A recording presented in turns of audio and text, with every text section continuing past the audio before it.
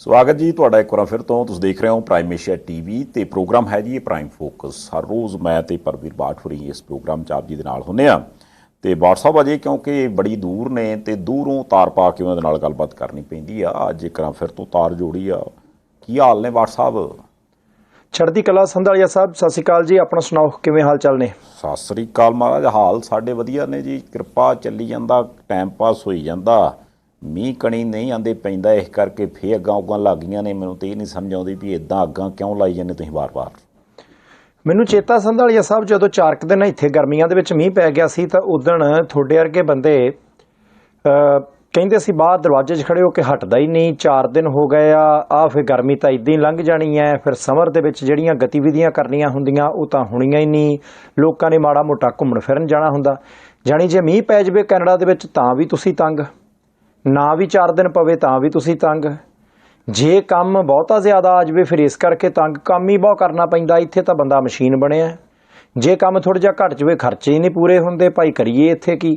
ਜਾਣੀ ਅਸੀਂ ਤੁਹਾਡੇ ਮੂੰਹੋਂ ਕਦੇ ਸਬਰ ਵਾਲੀ ਕੋਈ ਗੱਲ ਸੁਣੀ ਨਹੀਂ। ਜੇ ਸੁਣੀ ਆ ਤਾਂ ਦੱਸੋ। ਇਹ ਜਿਹੜੀ ਗੱਲ ਤੁਸੀਂ ਕਹੀ, ਇਹ ਤੁਸੀਂ 99% ਪੰਜਾਬੀਆਂ ਬਾਰੇ ਕਹੀ ਹੈ ਜਿਹੜੇ ਕੈਨੇਡਾ 'ਚ ਵਸਦੇ। ਲੈ ਮੈਂ ਦੱਸਦਾ ਵੀ ਐਵੇਂ ਤੁਸੀਂ ਮੈਨੂੰ ਨਹੀਂ ਕਹਿਣ ਡਏ। ਇਹ ਜ਼ਰੂਰ ਨੋਟ ਕੀਤੀ ਜਾਵੇ ਪਰਿਵਾਰ ਦੇ ਮੈਂਬਰਾਂ ਵੱਲੋਂ, ਖਾਸ ਕਰਕੇ ਜਿਹੜੇ ਕੈਨੇਡਾ ਵਸਦੇ ਨੇ, ਵੀ ਇਹ ਸ਼ਖਸ ਕੀ ਗੱਲ ਕਰ ਰਿਹਾ ਹੈ। ਕੀ ਇਹਨਾਂ ਨੂੰ ਪਤਾ ਨਹੀਂ ਵੀ ਕੈਨੇਡਾ ਦੇ ਵੈਦਰ ਬਾਰੇ? ਅੱਗੇ ਕਹਿੰਦੇ ਆ ਵੀ ਇਹਦਾ ਵੀਰ ਪਤਾ ਨਹੀਂ ਲੱਗਦਾ, ਸਵੇਰੇ ਕੁਛ ਹੁੰਦਾ, ਦੁਪਹਿਰੇ ਕੁਛ, ਸ਼ਾਮ ਨੂੰ ਕੁਛ, ਰਾਤ ਨੂੰ ਕੁਛ ਹੋਰ ਹੋ ਜਾਂਦਾ। ਹੁਣ ਜੇ ਕੈਨੇਡਾ ਦਾ ਵੈਦਰ ਹੀ ਇੱਦਾਂ ਬਦਲਦਾ ਤਾਂ ਅਸੀਂ ਦੱਸੋ ਕੀ ਕਰੀਏ? ਜਾਣਦੇ ਹੋਏ ਨਾ ਵੀ ਫਿਕਸ ਕਰਾ ਦਿਓ ਵੀ ਲਓ ਜੀ 45 ਦਿਨ ਨਹੀਂ ਹਿਲਦਾ, ਹੁਣ ਇੱਥੇ ਰਹੂਗਾ। ਇਹ ਗੱਲ ਸੰਧਾਲੀਆ ਸਾਹਿਬ ਤੁਹਾਡੀ ਠੀਕ ਹੈ। ਮੈਂ ਪਿਛਲੇ ਕੁਝ ਕੁ ਦਿਨ ਬਰੈਂਪਟਨ ਦੇ ਵਿੱਚ ਸੀ ਤੇ ਜਦੋਂ ਬਰੈਂਪਟਨ ਦੀਆਂ, ਟੋਰਾਂਟੋ ਦੇ ਏਰੀਏ ਦੀਆਂ ਖਬਰਾਂ ਦੁਨੀਆ ਭਰ ਦੇ ਵਿੱਚ ਜਾਂਦੀਆਂ, ਤੁਹਾਨੂੰ ਇਹ ਇਧਰਲੇ ਪਾਸੇ ਬੈਠਿਆਂ ਨੂੰ ਵੀ ਸੁਣਾਈ ਦਿੰਦੀਆਂ। ਤੇ ਉਹਦੇ ਵਿੱਚ ਸਭ ਤੋਂ ਵੱਡਾ ਕੀ ਹੁੰਦਾ, ਜਿੱਥੇ ਕਾਰਾਂ ਬਹੁਤ ਚੋਰੀ ਹੁੰਦੀਆਂ। ਇੱਥੇ ਤਾਂ ਜੀ ਕਾਰ ਬਾਹਰ ਲਾਉਣ ਦਾ ਜ਼ਮਾਨਾ ਹੀ ਨਹੀਂ ਰਿਹਾ।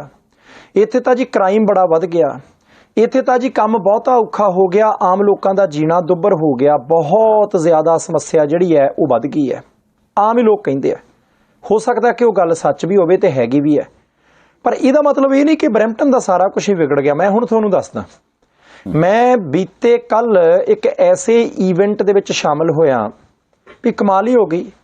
ਖਬਰਾਂ ਕੀ ਆਉਂਦੀਆਂ ਕਿ ਪੰਜਾਬੀ ਲੋਕਾਂ ਨੂੰ, ਨੌਜਵਾਨਾਂ ਨੂੰ, ਕਿਸੇ ਨੂੰ ਹਾਰਟ ਅਟੈਕ ਹੋ ਰਿਹਾ ਹੈ, ਕਿਸੇ ਨੂੰ ਕੁਛ ਹੋ ਰਿਹਾ ਹੈ। ਕੋਈ ਕਹਿੰਦਾ ਜੀ ਬਿਮਾਰੀਆਂ ਹੀ ਬੜੀਆਂ ਵੱਧ ਗਈਆਂ। ਕੈਨੇਡਾ ਦੇ ਵਿੱਚ ਵੀ ਸਮੱਸਿਆਵਾਂ ਦੇ ਨਾਲ ਆਪਣਾ ਭਾਈਚਾਰਾ ਜੂਝ ਰਿਹਾ। ਪਰ ਦੂਸਰੇ ਪਾਸੇ ਜਿਹੜੀ ਖਬਰ ਟੀਵੀ ਤੇ ਰੇਡੀਓ ਦੇ ਉੱਤੇ ਅਖਬਾਰਾਂ ਦਾ ਸ਼ਿੰਗਾਰ ਨਹੀਂ ਬਣਦੀ, ਉਸ ਖਬਰ ਨੂੰ ਮੈਂ ਤੁਹਾਡੇ ਤੱਕ ਲੈ ਕੇ ਜਾਣਾ ਕਿ ਕੱਲ ਸਵੇਰੇ 7:30 ਵਜੇ 800 ਦੇ ਕਰੀਬ ਪੰਜਾਬੀ ਇੱਥੇ ਚਿੰਕੂਜ਼ੀ ਪਾਰਕ ਬਰੈਂਪਟਨ ਦੇ ਵਿੱਚ ਇਕੱਠਾ ਹੋਇਆ। 800 ਮੈਂ ਗਿਣਤੀ ਦੱਸ ਰਿਹਾ, ਹਾਲਾਂਕਿ ਲੱਖਾਂ ਪੰਜਾਬੀ ਇੱਥੇ ਵਸਦੇ ਆ। ਹੁਣ ਉਹਨਾਂ ਦੇ ਵਿੱਚੋਂ ਬਿਰਲਾ ਟਾਮਾ ਹੀ ਸੀ ਜਿਹੜਾ ਕੋਈ ਗੋਲੀ ਖਾਂਦਾ ਸੀ ਬਿਮਾਰੀ ਦੀ ਹਾਲਤ ਦੇ ਵਿੱਚ। ਤੇ ਸੰਧਾਲੀਆ ਸਾਹਿਬ, ਤੁਸੀਂ ਹੈਰਾਨ ਹੋਵੋਗੇ, ਇਹਨਾਂ ਮੁਲਕਾਂ ਦੇ ਵਿੱਚ ਆ ਕੇ ਜਾਂ ਪੰਜਾਬ ਦੇ ਵਿੱਚ ਰਹਿ ਕੇ ਜਿਹੜੀ ਚੀਜ਼ ਨੂੰ ਅਸੀਂ ਬੀਤੇ ਸਮੇਂ ਦੇ ਵਿੱਚ ਛੱਡ ਦਿੱਤਾ, ਉਹ ਸੀ ਸਿਹਤ, ਉਹ ਆ ਕਸਰਤ, ਉਹ ਆ ਐਕਸਰਸਾਈਜ਼, ਉਹ ਆ ਆਪਣੇ ਸਰੀਰ ਦੀ ਦੇਖਭਾਲ। ਕੋਠੀਆਂ ਪੰਜਾਬ 'ਚ ਵੱਡੀਆਂ ਬਣਾ ਲਈਆਂ। ਇੱਧਰ ਘਰ ਟੌਪ ਕਲਾਸ ਲੈ ਲੈ, 5 ਬੈਡਰੂਮ ਹੈ ਜੀ, 6 ਬੈਡਰੂਮ ਹੈ ਜੀ, ਬੇਸਮੈਂਟਾਂ 2 ਬਣ ਗਈਆਂ ਜੀ। ਗੱਡੀ ਮੁੰਡੇ ਨੇ ਤਾਂ ਵੱਡੀ ਕਢਾ ਲਈ ਹੈ ਜੀ, ਉਧਰ ਵੀ ਤੇ ਇੱਧਰ ਵੀ। ਸਾਡੇ ਸ਼ੌਕ ਘਰ ਤੇ ਗੱਡੀਆਂ ਹੋ ਗਏ। ਅਸੀਂ ਸਰੀਰ ਛੱਡ ਦਿੱਤਾ, ਆਪਣੀ ਬਾਡੀ ਨੂੰ ਪਰੇ ਕਰ ਦਿੱਤਾ। ਸਿੱਟਾ ਬਿਮਾਰੀਆਂ, ਸਿੱਟਾ ਹਾਰਟ ਅਟੈਕ। ਖਾਣਾ ਪੀਣਾ ਅੱਗੇ ਅਸੀਂ ਘਰ ਬਣਾ ਕੇ ਖਾਂਦੇ ਸੀ, ਅਸੀਂ ਬਾਹਰੋਂ ਖਾਣ ਲੱਗ ਪਏ। ਐਕਸਰਸਾਈਜ਼ ਕਰਨੀ ਛੱਡ ਦਿੱਤੀ। ਸਾਨੂੰ ਅੰਗਰੇਜ਼ਾਂ ਵਾਲਾ, ਗੋਰਿਆਂ ਵਾਲਾ 버ਗਰ, ਪੀਜ਼ਾ ਤੇ ਬਾਕੀ ਸਾਰੀਆਂ ਚੀਜ਼ਾਂ ਤਾਂ ਚੰਗੀਆਂ ਲੱਗਣ ਲੱਗ ਪਈਆਂ, ਪਰ ਅਸੀਂ ਇਹ ਨਹੀਂ ਦੇਖਿਆ ਕਿ ਨਾਲ 2 ਪਲੇਟਾਂ ਸਲਾਦ ਵੀ ਖਾਂਦੇ ਆ। ਸਲਾਦ ਸਾਡੀ ਰੂਟੀਨ ਦਾ ਹਿੱਸਾ ਬਣਿਆ ਨਹੀਂ। 버ਗਰ, ਪੀਜ਼ਾ ਅਸੀਂ ਢਿੱਡ ਦੇ ਵਿੱਚ ਤੁੰਨੀ ਜਾਂਦੇ ਹਾਂ ਤੇ ਗੋਗਣਾ ਕੱਢੀ ਜਾਂਦੇ ਹਾਂ। ਉੱਥੇ ਮੈਨੂੰ 800 ਪੰਜਾਬੀ ਕਿਉਂ ਆਇਆ ਟੱਕਰਿਆ? ਇੱਕ ਤਾਂ ਉਹ ਕਹਿੰਦੇ ਜੀ ਜਿਹੜੇ ਲੋੜਵੰਦ ਬੱਚੇ ਨੇ, ਅਸੀਂ ਉਹ 10 ਤੋਂ ਲੈ ਕੇ $25 ਤੱਕ ਫੀਸ ਦੇ ਕੇ ਦੌੜ ਲਾਉਣ ਆਏ ਸੀ, ਫੀਸ ਦੇ ਕੇ, ਕਿ ਲੋੜਵੰਦ ਬੱਚਿਆਂ ਦੀ ਮਦਦ ਕਰਨੀ ਹੈ, ਜਿਹੜੇ ਇੱਥੋਂ ਦੇ ਮੂਲ ਨਿਵਾਸੀ ਨੇ ਉਹਨਾਂ ਦੇ ਬੱਚਿਆਂ ਦੀ ਮਦਦ ਕਰਨੀ ਹੈ। ਦੂਸਰਾ, ਸੰਧਾਲੀਆ ਸਾਹਿਬ, ਉੱਥੇ ਇੱਕ 96 ਸਾਲ ਦੇ ਬਜ਼ੁਰਗ ਮਿਲੇ। ਉਹ ਕਹਿੰਦੇ ਜੀ ਮੈਂ 5 ਕਿਲੋਮੀਟਰ ਦੌੜ ਲਾਉਂਗਾ। 96 ਸਾਲ ਦੇ। ਇੱਕ 75 ਸਾਲ ਦੇ ਮਿਲੇ। ਉਹ 75 ਸਾਲ ਦੇ ਜਿਹੜੇ ਸੱਜਣ ਨੇ, ਉਹ ਅਮਰੀਕਾ ਤੋਂ ਹੁਣੇ ਜਿੱਤ ਕੇ ਆਏ ਸੀ। ਪਹਿਲਾਂ ਉਹ ਕਹਿੰਦੇ ਜੀ ਦੌੜ 3 ਹਿੱਸਿਆਂ ਦੇ ਵਿੱਚ ਵੰਡੀ ਜਾਂਦੀ ਹੈ ਉੱਥੇ। ਪਹਿਲਾਂ 2 ਕਿਲੋਮੀਟਰ ਸਵਿਮ ਕਰਨਾ ਸੀ, ਉਹਨਾਂ ਨੇ ਤੈਰਨਾ ਸੀ। ਜਿੱਦਾਂ ਹੀ ਉਹ 2 ਕਿਲੋਮੀਟਰ ਨਿਰਧਾਰਿਤ ਸਮੇਂ ਦੇ ਵਿੱਚ ਤੈਰਾਕੀ ਪੂਰੀ ਹੋ ਜਾਣੀ ਸੀ, ਉਸੇ ਵੇਲੇ ਪਾਣੀ ਚੋਂ ਬਾਹਰ ਨਿਕਲ ਕੇ 90 ਕਿਲੋਮੀਟਰ ਸਾਈਕਲ ਚਲਾਉਣਾ ਸੀ। 90 ਹਿਸਾਬ ਲਾ ਲਓ ਕਿ ਜਲੰਧਰੋਂ 90 ਕਿਲੋਮੀਟਰ ਕਿੱਥੇ ਜਾ ਕੇ ਮੁੱਕਦੇ ਆ। ਤੇ ਜਿੱਦਾਂ ਹੀ 90 ਕਿਲੋਮੀਟਰ ਸਾਈਕਲ ਮੁਕੰਮਲ ਹੋ ਜਾਣਾ ਸੀ, ਉਹਦੇ ਤੋਂ ਬਾਅਦ 21 ਕਿਲੋਮੀਟਰ ਤੁਰੰਤ ਸਾਈਕਲ ਛੱਡ ਕੇ ਦੌੜ ਲਾਉਣੀ ਸੀ। ਤੁਸੀਂ ਰੁਕ ਨਹੀਂ ਸਕਦੇ, ਤੁਸੀਂ ਸਾਹ ਨਹੀਂ ਲੈ ਸਕਦੇ। ਤੇ ਉਹ ਪੰਜਾਬੀ 75 ਸਾਲਾਂ ਦਾ ਨੌਜਵਾਨ, ਗੱਭਰੂ, ਬਜ਼ੁਰਗ, ਤੁਸੀਂ ਜਿਹੜਾ ਮਰਜ਼ੀ ਸ਼ਬਦ ਵਰਤ ਲਓ, ਉਹ 2 ਕਿਲੋਮੀਟਰ ਪਹਿਲਾਂ ਤੈਰਿਆ, ਫਿਰ 90 ਕਿਲੋਮੀਟਰ ਸਾਈਕਲ ਚਲਾਇਆ, ਫਿਰ 21 ਕਿਲੋਮੀਟਰ ਦੌੜ ਲਾਈ ਤੇ ਅਗਲਾ ਬੰਦਾ ਜਿੱਤ ਕੇ ਆਇਆ। 40-42 ਕਿਲੋਮੀਟਰ ਦੌੜ ਲਾਉਣ ਵਾਲੇ ਉੱਥੇ ਸੈਂਕੜੇ ਹੀ ਸੀ। ਤੇ ਜਿਨ੍ਹਾਂ ਦੀ ਉਮਰ, ਮੇਰੀ ਜੀ 62 ਸਾਲ, ਮੇਰੀ ਜੀ 68 ਸਾਲ, ਮੇਰੀ ਉਮਰ ਜੀ 78 ਸਾਲ, ਖਾਣੇ ਕੀ ਹੋ ਜੀ? ਦਾਲ ਰੋਟੀ ਖਾਣੇ ਕੀ ਹੋ ਜੀ? ਸਲਾਦ ਖਾਣੇ ਆ, ਰਿਸ਼ਟ ਪੁਸ਼ਟ ਰਹਿੰਦੇ ਆ। ਗੋਲੀਆਂ ਕਿੰਨੀਆਂ ਖਾਣੇ ਹੋ ਜੀ? ਕੋਈ ਵੀ ਨਹੀਂ। ਡਾਕਟਰ ਤੇ ਕਦੋਂ ਗਏ ਸੀ ਜੀ? 4 ਮਹੀਨੇ ਹੋ ਗਏ। ਜਾਣੀ ਕਿਤੇ ਨਾ ਕਿਤੇ ਲੱਗਾ ਕਿ ਭਾਈ ਦੌੜ ਇੰਨੀ ਤੇਜ਼ ਹੋ ਗਈ, ਅਸੀਂ ਪਦਾਰਥਾਂ ਦੇ ਵਿੱਚ ਇੰਨੇ ਜ਼ਿਆਦਾ ਇੱਧਰ ਉੱਧਰ ਹੋ ਗਏ ਕਿ ਅਸੀਂ ਜਿਹੜੀ ਚੀਜ਼ ਦੇ ਸਿਰ ਦੇ ਉੱਤੇ, ਸਰੀਰ ਦੇ ਸਿਰ ਦੇ ਉੱਤੇ ਭੱਜੇ ਫਿਰਨਾ, ਉਡਾਰੀਆਂ ਮਾਰਨੀਆਂ, ਅਸੀਂ ਉਹਨੂੰ ਚੇਤੇ ਭੁਲਾਤਾ। ਉਹ ਹੱਥ ਬੰਨ੍ਹ ਕੇ ਬੇਨਤੀ ਆ ਭਾਈ, ਵਿਦੇਸ਼ਾਂ 'ਚ ਆ ਗਏ, ਅੱਧਾ ਪੌਣਾ ਘੰਟਾ ਮੋਬਾਈਲ ਇੱਕ ਪਾਸੇ ਰੱਖ ਕੇ ਆਪਣੇ ਸਰੀਰ ਦੇ ਲਈ ਕੱਢ ਲਓ, ਕਸਰਤ ਕਰਨੀ ਸ਼ੁਰੂ ਕਰ ਦਈਏ, ਖਾਣਾ ਦਾਣਾ ਚੰਗਾ ਕਰ ਲਈਏ। ਨਹੀਂ ਤਾਂ ਅਗਲਿਆਂ ਦਾ ਕੀ ਹੈ, ਅਖਬਾਰ ਦੇ ਪਹਿਲੇ ਪੇਜ ਦੇ ਉੱਤੇ ਸੁਰਖੀ ਲੱਗਣੀ ਹੈ, ਸਾਡੇ ਵਰਗਿਆਂ ਨੇ ਟੀਵੀ ਦੇ ਉੱਤੇ ਬੋਲਣਾ, ਇੱਕ ਹੋਰ ਪਰਿਵਾਰ ਦੇ ਲਈ ਬਹੁਤ ਦਰਦਨਾਕ ਹਾਦਸਾ, ਇੰਨੇ ਦਿਨ, ਇੰਨੇ ਮਹੀਨੇ ਜਾਂ ਇੰਨੇ ਸਾਲ ਪਹਿਲਾਂ ਵਿਦੇਸ਼ ਗਏ ਨੌਜਵਾਨ ਜਾਂ ਬਜ਼ੁਰਗ ਦੀ ਅਟੈਕ ਦੇ ਨਾਲ ਮੌਤ ਹੋ ਗਈ। ਜਾਂ ਸਾਡੇ ਇੱਥੇ ਫਿਰ ਹੁੰਦਾ ਕੀ ਹੈ, ਸਾਰੇ ਕੈਨੇਡਾ ਦਾ ਜੋ ਡਾਟਾ ਆਉਂਦਾ ਕਿ ਭਾਈ ਆਹ ਬਿਮਾਰੀ, ਸ਼ੂਗਰ ਲਾ ਲਓ, ਸ਼ੂਗਰ ਸਾਰੇ ਕੈਨੇਡਾ ਦੇ ਵਿੱਚ ਕਿੰਨੇ % ਹੈ, ਤੇ ਜਿੱਥੇ ਪੰਜਾਬੀ ਬਹੁਤੇ ਰਹਿੰਦੇ ਨੇ ਉੱਥੇ ਔਸਤ ਕੀ ਨਿਕਲਦੀ ਹੈ, ਸਾਨੂੰ ਆਪੇ ਪਤਾ ਲੱਗ ਜਾਊਗਾ ਕਿ ਅਸੀਂ 7 ਸਮੁੰਦਰ ਪਾਰ ਆ ਗਏ, ਅਸੀਂ ਜਹਾਜ਼ੇ ਚੜ੍ਹ ਕੇ ਆ ਗਏ। ਪਰ ਅਸੀਂ ਇਹਨਾਂ ਦੇਸ਼ਾਂ ਦਾ ਰਹਿਣ ਸਹਿਣ, ਇਹਨਾਂ ਦੇਸ਼ਾਂ ਦੇ ਵਿੱਚ ਰਹਿਣ ਦੇ ਲਈ ਜ਼ਰੂਰੀ ਜਿਹੜੀਆਂ ਸ਼ਰਤਾਂ ਕੀ ਨੇ, ਸਿਹਤ ਠੀਕ ਰੱਖਣੀ ਹੈ, ਅਸੀਂ ਉਹ ਤਾਂ ਅਡੋਪਟ ਹੀ ਨਾ ਕੀਤੀਆਂ। ਅਸੀਂ ਬਸ ਡਾਲਰ ਫੜ ਕੇ ਫੋਟੋ ਖਿਚਾਉਣੇ ਸ਼ੁਰੂ ਕਰ ਦਿੱਤੇ, ਅਸੀਂ ਵਿਆਹਾਂ ਦੇ ਉੱਤੇ ਨੋਟ ਉਡਾਉਣੇ ਸ਼ੁਰੂ ਕਰ ਦਿੱਤੇ, ਤੇ ਦੂਸਰੇ ਪਾਸੇ ਅਸੀਂ ਜੰਗ ਜਿਹੜੀ ਆ ਸੰਧਾਲੀਆ ਸਾਹਿਬ ਹਾਰਨ ਲੱਗ ਪਏ। ਦੇਖੋ ਬਾਰ ਸਾਹਿਬ, ਗੱਲਾਂ ਤੁਸੀਂ ਚੰਗੀਆਂ ਕੀਤੀਆਂ, ਪਰ ਕਾਰਨ ਇਹ ਆ ਵੀ ਹੁਣ ਇਹਦਾ ਦੂਜਾ ਪਾਸਾ ਵੀ, ਹੁਣ ਕਾਰਨ ਹੈ ਵੀ ਤੁਸੀਂ ਕਿਹਾ ਲੱਖਾਂ ਪੰਜਾਬੀ ਬਰੈਂਪਟਨ ਰਹਿੰਦਾ, ਆਏ ਸਿਰਫ 700-800, ਹੁਣ ਜਿਹੜੇ ਬਾਕੀ ਦੇ ਰਹਿ ਗਏ ਨੇ, ਮਤਲਬ ਲੱਖਾਂ ਦੇ ਵਿੱਚੋਂ 700-800 ਇੱਧਰ ਰਹਿ ਗਿਆ, ਉਹਨਾਂ ਦੀ ਗੱਲ ਵੀ ਤਾਂ ਕਿਸੇ ਨੇ ਕਰਨੀ ਆ ਨਾ। ਹੁਣ ਚਲੋ ਮੈਂ ਉਹਨਾਂ ਦੀ ਗੱਲ ਕਰਦਾ। ਹੁਣ ਕਾਰਨ ਇਹ ਆ ਵੀ ਜਿਹੜੇ ਬੰਦੇ ਇਹਨਾਂ ਨੇ ਇੱਕ ਸਾਰਾ ਕੰਮ ਕੀਤਾ ਨਾ, ਉਸ ਤੋਂ ਬਾਅਦ ਬਹੁਤਾ ਕਰਕੇ ਤੇ ਐਪਰੀਸ਼ੀਏਟ ਕਰਨ ਵਾਲੇ ਬੰਦੇ ਹੁੰਦੇ ਵੀ ਬਹੁਤ ਵਧੀਆ ਬਈ, ਕਮਾਲ ਬਈ, ਸਭ ਨੂੰ ਚਾਹੀਦਾ ਬਈ। ਪਰ ਬੰਦਾ ਇਹ ਸਾਰਾ ਕੁਝ ਕਹਿੰਦਾ ਉਦੋਂ ਜਦੋਂ ਆਪ ਜੁੱਲੇ 'ਚ ਬੈਠਾ ਹੁੰਦਾ, ਰਜਾਈ 'ਚ ਬੈਠਾ ਹੁੰਦਾ, ਯਾਰ ਨਹੀਂ ਨਹੀਂ ਬਹੁਤ ਵਧੀਆ, ਬਹੁਤ ਵਧੀਆ, ਆ ਲਿਆਓ ਇਹ ਤੇ ਚਾਹ ਥੋੜ੍ਹੀ ਜਿਹੀ ਵਧੇਰੇ, ਕੋਈ ਨਾਲ ਫੜੀ ਬਿਸਕੁਟ ਚੰਗੇ ਜਿਹੇ ਖਾ ਲਈਏ, ਹੈ ਨਾ। ਅੱਛਾ, ਕਾਰਨ ਇਹ ਆ ਵੀ ਉੱਠੇ ਕਿਹੜਾ? ਹੁਣ ਕਾਰਨ ਤਾਂ ਇਹ ਵੀ ਹੈ ਨਾ ਵੀ ਹੌਸਲਾ ਨਹੀਂ ਹੁੰਦਾ। ਦੂਜੀ ਗੱਲ ਇਹ ਆ ਕਿ ਵੀ ਜਿਨ੍ਹਾਂ ਨੇ ਇਹਦਾ ਇੱਕ ਬੜਾ ਅਜੀਬ ਪੱਖ ਵੇਖਣਾ, ਹੋ ਸਕਦਾ ਨਾ ਆਇਆ ਹੋਵੇ ਧਿਆਨ 'ਚ, ਮੈਂ ਲਿਆ ਦਿਆਂ। ਟਿੱਪਣੀਆਂ ਮੈਂ ਜ਼ਰੂਰ ਦੇਖੀਆਂ, ਇੱਥੇ ਨਹੀਂ ਦੇਖੀਆਂ, ਕਿਸੇ ਹੋਰ ਜਗ੍ਹਾ ਦੇ ਉੱਪਰ ਦੇਖੀਆਂ ਸੀ। ਉਹਦੇ 'ਚ ਕਿਹਾ ਇਹ ਗਿਆ, ਉਹ ਆਹੋ ਇਹ ਹੁਣ ਵਿਹਲੇ ਹੋਏ, ਇਹਨਾਂ ਨੇ ਸਾਰਾ ਕੁਝ ਕਰ ਲਿਆ, ਘਰ ਕੋਠੀਆਂ 3-3 4-4 ਬਣਾ ਲਈਆਂ, ਨਿਆਣੇ ਸੈੱਟ ਨੇ, ਹੁਣ ਇਹਨਾਂ ਵਿਹਲਿਆਂ ਭੱਜਣਾ ਹੀ ਹੈ। ਮੈਂ ਸੋਚਾਂ ਵੀ ਯਾਰ ਕਿੰਨੀ ਕੜੱਤਣ ਹੈ ਨਾ, ਵੀ ਆਪਣੇ ਵਿੱਚ ਹੀ ਵੀ ਅਗਲਾ ਬੰਦਾ ਜੇ ਤੰਦਰੁਸਤ ਆ, ਅਗਲਾ ਬੰਦਾ ਜੇ ਸਿਹਤਮੰਦ ਆ, ਉਹਦੇ ਲਈ ਉਹ ਸਮਾਂ ਕੱਢਦਾ, ਉਹਦੇ ਲਈ ਉਹ ਐਕਸਰਸਾਈਜ਼ ਕਰਦੇ ਨੇ, ਫਿਰ ਹੀ ਇੱਥੇ ਪਹੁੰਚਿਆ ਜਾਂਦਾ। ਕਿਉਂਕਿ ਜਿੰਨਾ ਤੁਸੀਂ ਆ ਦੱਸੀ, ਜਿਹੜੀ ਦੌੜ ਲਾਉਣੀ ਅਤੇ ਸਾਈਕਲਿੰਗ ਅਤੇ ਨਾਲ ਸਵਿਮਿੰਗ, ਇਹ ਤਾਂ ਚੰਗੇ ਭਲੇ ਨੌਜਵਾਨ ਬੰਦੇ ਦੇ ਵੱਸ ਦੀ ਗੱਲ ਨਹੀਂ ਹੁੰਦੀ। ਅਤੇ ਜੇ ਇਸ ਉਮਰ 'ਚ ਉਹ ਸਾਰਾ ਕੁਛ ਕਰ ਪਾ ਰਹੇ, ਤਾਂ ਮਤਲਬ ਉਹਨਾਂ ਨੇ ਉਹ ਚੀਜ਼ ਕਮਾਈ ਆ, ਉਹ ਕਿਤੋਂ ਖਰੀਦੀ ਨਹੀਂ ਹੈਗੀ। ਪਰ ਜਿਹੜੀ ਆਹ ਸੋਚ ਹੈ ਨਾ ਆਪਣੀ, ਵੀ ਹਾਂ ਵੀ ਆਪਾਂ ਹਰੇਕ ਦਾ ਇਹ ਐਂਗਲ ਦੇਖ ਲੈਂਦੇ ਵੀ ਉਹਦੀ ਹੁਣ ਜ਼ਿੰਦਗੀ ਸੌਖੀ ਹੈ, ਇਸ ਕਰਕੇ ਉਹ ਸਾਰਾ ਕੁਛ ਕਰ ਰਿਹਾ, ਵੀ ਸਾਡੇ ਤਾਂ ਝਮੇਲੇ ਬੜੇ ਨੇ। ਮੈਂ ਬੇਨਤੀ ਕਰਾਂ ਵੀ ਇਹ ਝਮੇਲੇ ਜਿਹੜੇ ਆ, ਇਹ ਆਪਣੇ ਹੀ ਪਾਏ ਹੋਏ ਆ, ਕਿਹੜਾ ਵੀ ਕਿਸੇ ਨੇ ਆਪਾਂ ਨੂੰ ਗੁੜ ਦਿੱਤਾ ਸੀ ਵੀ ਤੂੰ ਜ਼ਰੂਰ ਝਮੇਲਾ ਸੇੜ ਭਾਈ ਸਿਆ। ਜੇ ਆਪਾਂ ਨੂੰ ਰੋਟੀ ਆਮ ਸਾਦੀ ਮਿਲਦੀ ਆ, ਅਤੇ ਜੇ ਸਿਹਤ ਹੋਊਗੀ, ਸਰੀਰ ਚੱਲਦਾ ਹੋਊਗਾ, ਅਤੇ ਫਿਰ ਆਪਾਂ ਜਿੱਥੇ ਜੋ ਮਰਜ਼ੀ ਹਾਸਲ ਕਰ ਲਈਏ। ਕਿਉਂਕਿ ਲੰਮੀ ਜ਼ਿੰਦਗੀ ਚਾਹੀਦੀ ਹੁੰਦੀ ਆ, ਸਿਹਤਮੰਦ ਜ਼ਿੰਦਗੀ ਚਾਹੀਦੀ ਹੁੰਦੀ ਆ। ਅਤੇ ਜੇ ਆਪਾਂ ਬਿਮਾਰੀਆਂ ਵਾਲੀ ਅਤੇ ਬਹੁਤ ਛੋਟੀ ਜ਼ਿੰਦਗੀ ਲੈਣੀ ਆ, ਅਤੇ ਉਹਦੇ ਵਿੱਚ ਆਪਾਂ ਵੱਡੀਆਂ ਕੋਠੀਆਂ, ਕਾਰਾਂ, ਮਹਿਲ ਘਰ ਅਤੇ ਹੋਰ ਕਈ ਕੁਛ ਰੱਖ ਛੱਡਣਾ। ਇਹ ਹੁਣ ਫੈਸਲਾ ਤੇ ਦੋਵੇਂ ਚੀਜ਼ਾਂ ਅਵੇਲੇਬਲ ਨੇ, ਫੈਸਲਾ ਬੰਦੇ ਨੇ ਕਰਨਾ ਵੀ ਉਹਨੂੰ ਦੋਨਾਂ ਦੇ ਵਿੱਚੋਂ ਚੂਜ਼ ਕਿਹੜੀ ਕਰਨੀ ਹੈ ਚੀਜ਼। ਕਿਉਂਕਿ ਜੇ ਆਪਾਂ ਚੂਜ਼ ਸਹੀ ਕਰ ਲਵਾਂਗੇ ਅਤੇ ਫਿਰ ਆਪਣੇ ਸਾਹਮਣੇ ਉਹੀ ਨਤੀਜਾ ਆਊਗਾ, ਅਤੇ ਜੇ ਨਹੀਂ ਚੂਜ਼ ਕਰਨਾ ਤਾਂ ਫਿਰ ਮੈਨੂੰ ਲੱਗਦਾ ਹੁੰਦਾ ਵੀ ਕਿਸੇ ਬਾਰੇ ਇਹੋ ਜਿਹੀ ਗੱਲ ਨਹੀਂ ਕਰਨੀ ਚਾਹੀਦੀ। ਇਹ ਗੱਲ ਸੰਧਾਲੀਆ ਸਾਹਿਬ ਤੁਹਾਡੀ ਠੀਕ ਹੈ। ਮੈਂ ਇੱਕ ਆਖਰੀ ਉਦਾਹਰਨ ਦੇ ਕੇ ਫਿਰ ਆਪਾਂ ਖਬਰਾਂ ਵਾਲੇ ਪਾਸੇ ਨੂੰ ਤੁਰਨਾ। ਉੱਥੇ 2 ਬਜ਼ੁਰਗ ਤਾਂ ਨਹੀਂ ਮੈਂ ਆਖਾਂਗਾ, ਕਿਉਂਕਿ ਜਿਨ੍ਹਾਂ ਨੇ ਰਜਾਈ ਛੱਡੀ, ਜਿਹੜੇ ਸਵੇਰੇ 7:30 ਵਜੇ ਐਤਵਾਰ ਨੂੰ ਉੱਥੇ ਅਪੜੇ ਸੀ, ਬਹੁਤ ਸਾਰੇ ਸਟੂਡੈਂਟ ਵੀ ਸੀ, ਅੰਤਰਰਾਸ਼ਟਰੀ ਵਿਦਿਆਰਥੀ ਵੀ ਅਪੜੇ ਸੀ। ਕੋਈ ਬੰਦਾ ਇਹ ਵੀ ਕਹਿ ਸਕਦਾ ਕਿ ਭਾਈ ਕੰਮਾਂ ਕਾਰਾਂ ਦੇ ਵਿੱਚੋਂ ਵੇਲ ਨਹੀਂ ਮਿਲਦੀ, ਤੁਸੀਂ ਆਹ ਕੀ ਗੱਲਾਂ ਕਰਦੇ ਆ। ਹੁਣ ਅੰਤਰਰਾਸ਼ਟਰੀ ਵਿਦਿਆਰਥੀਆਂ ਦਾ ਵੀ ਆਉਣਾ, 5 ਸਾਲ ਦੇ ਬੱਚੇ ਤੋਂ ਲੈ ਕੇ 96 ਸਾਲ ਦੇ ਬਜ਼ੁਰਗ ਤੱਕ ਦਾ ਉੱਥੇ ਅਪੜਨਾ, ਕਈ ਕੁਛ ਦੱਸਦਾ ਸੀ। ਪਰ 2 ਐਗਜ਼ਾਮਪਲਾਂ ਬਹੁਤ ਕਮਾਲ ਦੀਆਂ ਸੀ। ਇੱਕ ਭਾਈ ਸਾਹਿਬ ਕਹਿੰਦੇ ਕਿ ਮੈਨੂੰ ਡਾਕਟਰਾਂ ਨੇ ਕਹਿਤਾ ਸੀ ਕਿ ਹੁਣ ਤੂੰ ਸਾਲ ਤੋਂ ਵੱਧ ਤੁਰ ਫਿਰ ਨਹੀਂ ਸਕਦਾ, ਹੁਣ ਤੂੰ ਮੰਜੇ ਤੇ ਹੀ ਪੈਣਾ। ਕੋਈ ਐਕਸੀਡੈਂਟ ਹੋ ਗਿਆ ਸੀ, ਕੋਈ ਮਾਰਕੁੱਟ ਹੋ ਗਈ ਸੀ, ਕੋਈ ਸਰੀਰਕ ਤੌਰ ਦੇ ਉੱਤੇ ਵਿਗਾੜ ਇੰਨੇ ਆ ਗਿਆ ਸੀ। ਤੇ ਉਹ ਭਾਈ ਸਾਹਿਬ ਕਹਿੰਦੇ ਹੁਣ ਮੈਂ 20 ਕਿਲੋਮੀਟਰ ਦੌੜ ਲਾ ਲੈਣਾ ਇੱਕ ਵਾਰੀ ਬਿਨਾਂ ਰੁਕੇ। 4 ਸਾਲ ਲੱਗੇ ਕਹਿੰਦੇ, ਪਹਿਲੇ ਔਖਾ ਬਹੁਤ ਸੀ, ਲੱਗਦਾ ਨਹੀਂ ਸੀ ਕਿਸੇ ਨੂੰ। ਪਰ ਮੈਂ ਸੋਚਿਆ ਕਿ ਭਾਈ ਮੰਜੇ ਤੇ ਪੈਣ ਦੀ ਜਗ੍ਹਾ ਦੇ ਉੱਤੇ ਮੈਂ ਮੰਜੇ ਤੇ ਨਾ ਪੈਣ ਦਾ ਯਤਨ ਕਰਾਂ, ਤੇ ਉਹਦੇ ਵਿੱਚ ਮੈਂ ਸਫਲ ਹੋਇਆ। ਇਸ ਕਰਕੇ ਭਾਈ ਜੇ ਤਾਂ ਚਾਹੁੰਦੇ ਹੋ ਕਿ ਸੇਵਾ ਕਰਾਉਣੀ ਆ ਪਰਿਵਾਰ ਦੇ ਮੈਂਬਰਾਂ ਤੋਂ, ਫਿਰ ਮੁੜ ਕੇ 8-10 ਸਾਲ ਮੰਜੇ ਦੇ ਉੱਤੇ ਕੱਢਣੇ ਆ ਤੇ ਟੱਬਰ ਤੁਹਾਨੂੰ ਚੁੱਕ ਕੇ ਵਾਸ਼ਰੂਮ ਲਿਆਵੇ, ਟੱਬਰ ਤੁਹਾਨੂੰ ਨਲਾਵੇ ਧਲਾਵੇ, ਫਿਰ ਤਾਂ ਆਰਾਮ ਨਾਲ ਬੈਠੋ, ਚਿਪਸਾਂ ਨੂੰ ਗੇੜਾ ਦਿਓ। ਗੱਲ ਕਿਹੜੀ ਹੈ? ਜਿੱਦਾਂ ਤੁਹਾਡਾ ਜੀ ਕਰਦਾ ਉਦਾਂ ਕਰੋ, ਮਿੱਠਾ ਫਿੱਕਾ ਜਿਹੜੀ ਚੀਜ਼ ਨੂੰ ਜੀ ਕਰਦਾ ਉਹਨੂੰ ਮੂੰਹ ਮਾਰੋ, ਰੌਲਾ ਹੀ ਕੋਈ ਨਹੀਂ, ਕੋਈ ਬੰਦਾ ਰੋਕਦਾ ਥੋੜੀ ਹੈ।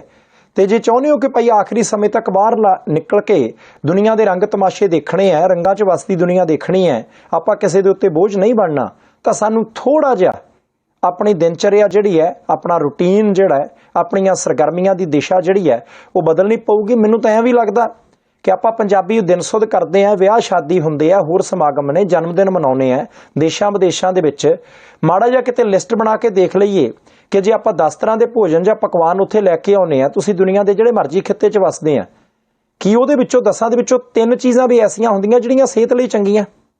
10 ਦੇ ਵਿੱਚੋਂ ਮੈਂ 3 ਕਿਹਾ, 30% 33% ਵਾਲਾ ਪੰਜਾਬ 'ਚ ਫੇਲ ਹੋ ਜਾਂਦਾ, 3 ਵੀ ਨਹੀਂ ਹੁੰਦੀਆਂ।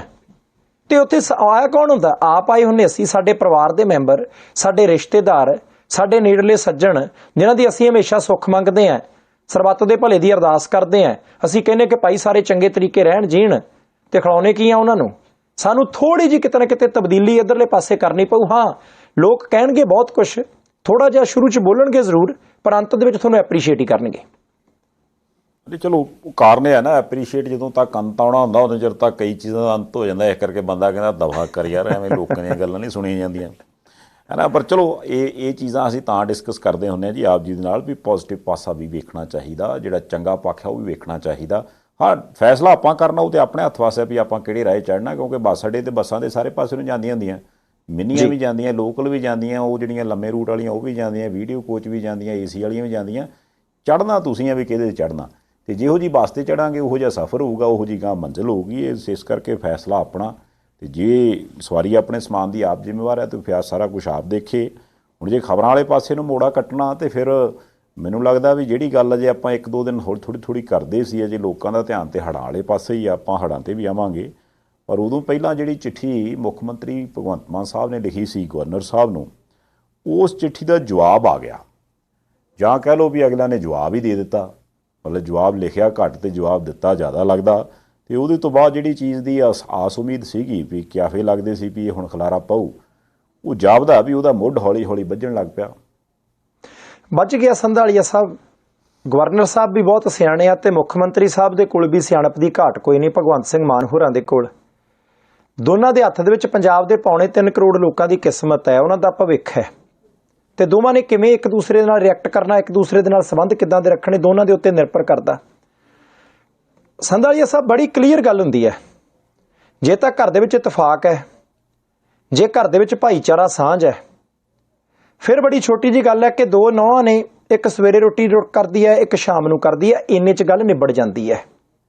ਇੰਨੇ 'ਚ ਹੀ ਬਸ, ਇੰਨਾ ਕੀ ਮਸਲਾ ਕਿ ਸਵੇਰ ਦੀ ਰੋਟੀ ਇਹ ਪਕਾ ਲੈਂਦੀ ਹੈ ਜੀ, ਸ਼ਾਮ ਦੀ ਉਹ ਪਕਾ ਲੈਂਦੀ ਹੈ, ਸਾਡਾ ਤਾਂ ਬੜਾ ਵਧੀਆ ਨਿਭਦਾ, ਫਿਰ ਕੋਈ ਚਿੰਤਾ ਨਹੀਂ। ਪਰ ਜੇ ਦੋਨਾਂ ਨੌਹਾਂ ਦੇ ਵਿੱਚ ਬਣਦੀ ਨਹੀਂ, ਕਿਤੇ ਨਾ ਕਿਤੇ ਸਮੱਸਿਆ ਪੈਦਾ ਹੋ ਗਈ ਹੈ, ਫਿਰ ਦੁਪਹਿਰ ਦੀ ਚਾਹ ਕੌਣ ਬਣਾਊਗਾ?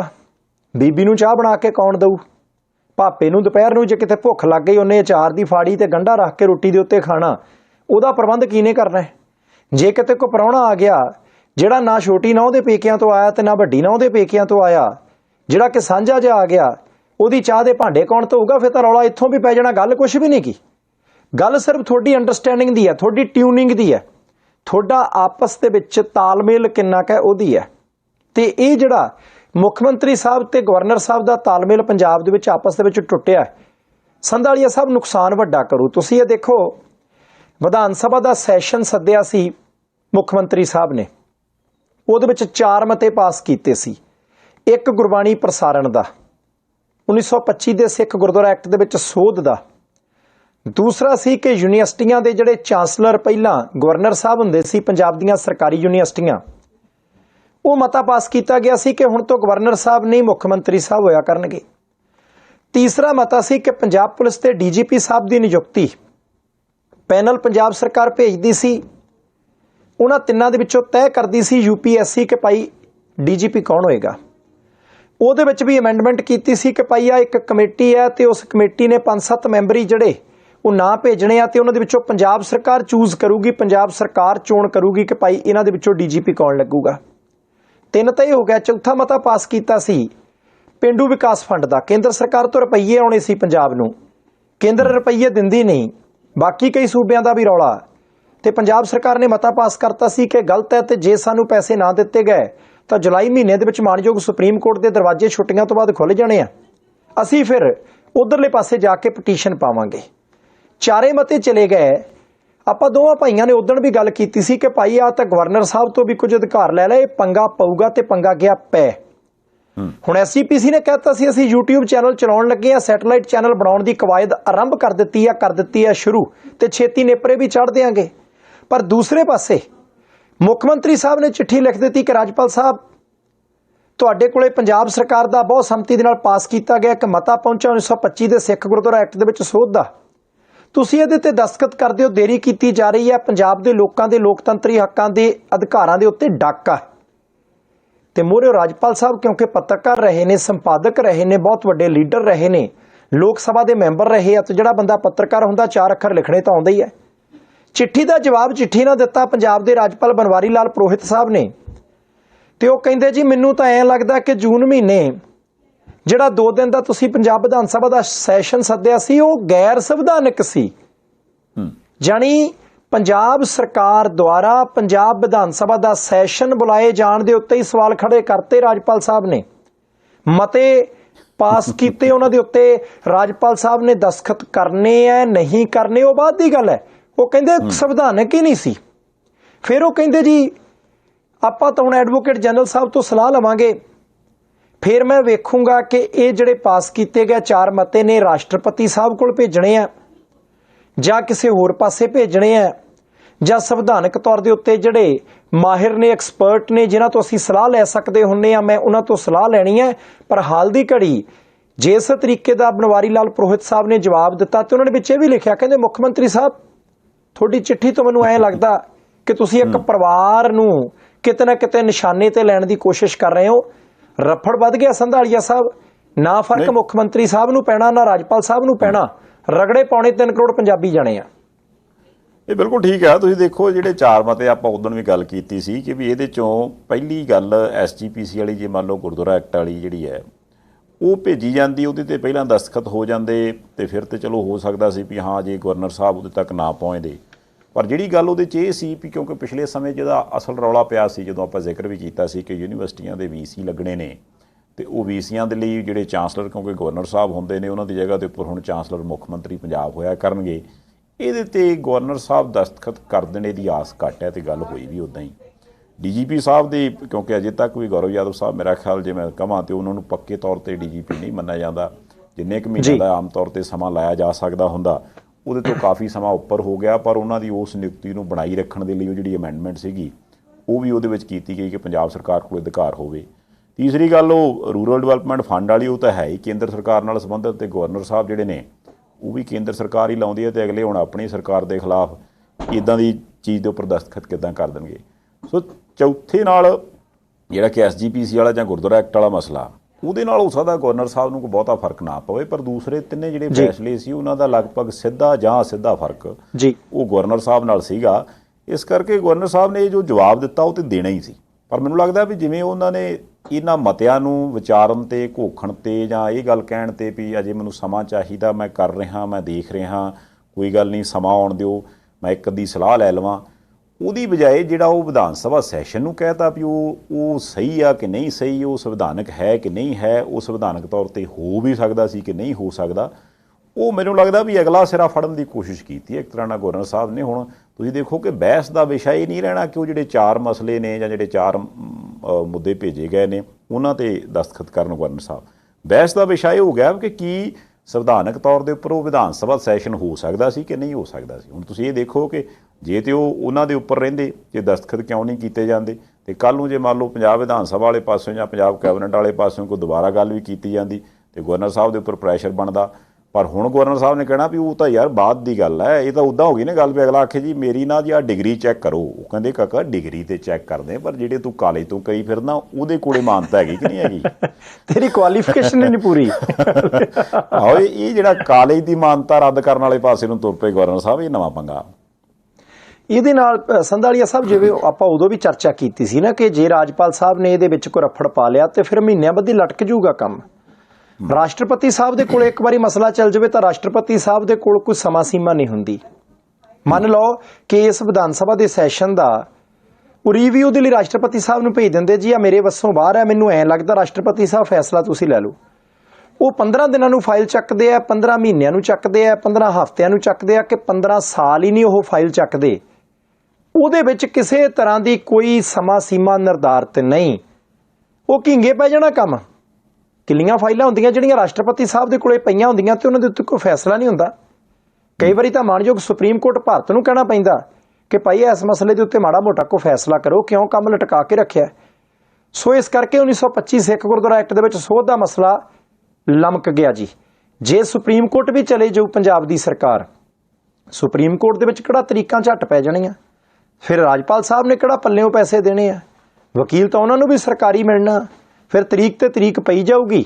2-4 ਸਾਲ ਜੇ ਨਿਕਲ ਗਿਆ ਤਾਂ ਕੰਮ ਆ ਕੀਤੇ ਹੋ ਕਿ। ਪਰ ਮੈਨੂੰ ਐਂ ਲੱਗਦਾ ਸੰਧਾਲੀਆ ਸਾਹਿਬ ਕਿ ਕੁੱਲ ਮਿਲਾ ਕੇ ਦੇਸ਼ ਦਾ ਲੋਕਤੰਤਰ ਜਿਹੜਾ ਨਾ ਉਹ ਥੋੜਾ ਜਿਹਾ ਸੰਕਟ ਦੇ ਵਿੱਚ ਤਾਂ ਮਹਿਸੂਸ ਹੁੰਦਾ ਹੈ।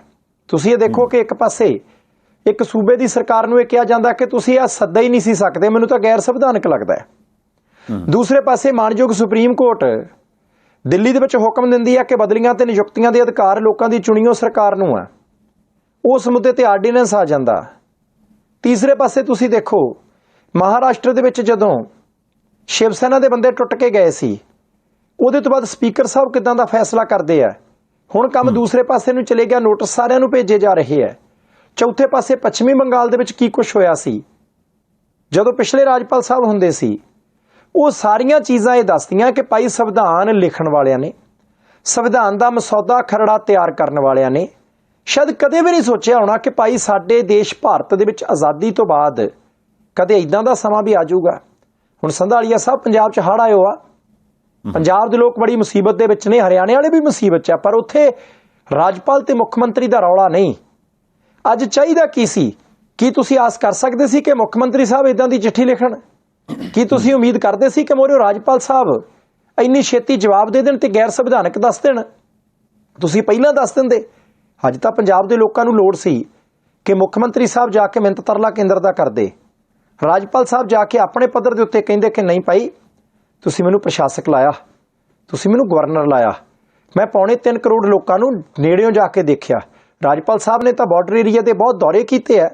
ਰਾਜਪਾਲ ਸਾਹਿਬ ਨੂੰ ਤਾਂ ਬਾਰਡਰ ਏਰੀਆਜ਼ ਦੇ ਵਿੱਚ ਰਹਿੰਦੇ ਪੰਜਾਬ ਦੇ ਲੋਕਾਂ ਦੀਆਂ ਮੁਸ਼ਕਲਾਂ ਮੁੱਖ ਮੰਤਰੀ ਤੋਂ ਵੀ ਚੰਗੇ ਤਰੀਕੇ ਪਤਾ ਹੋਣੀਆਂ।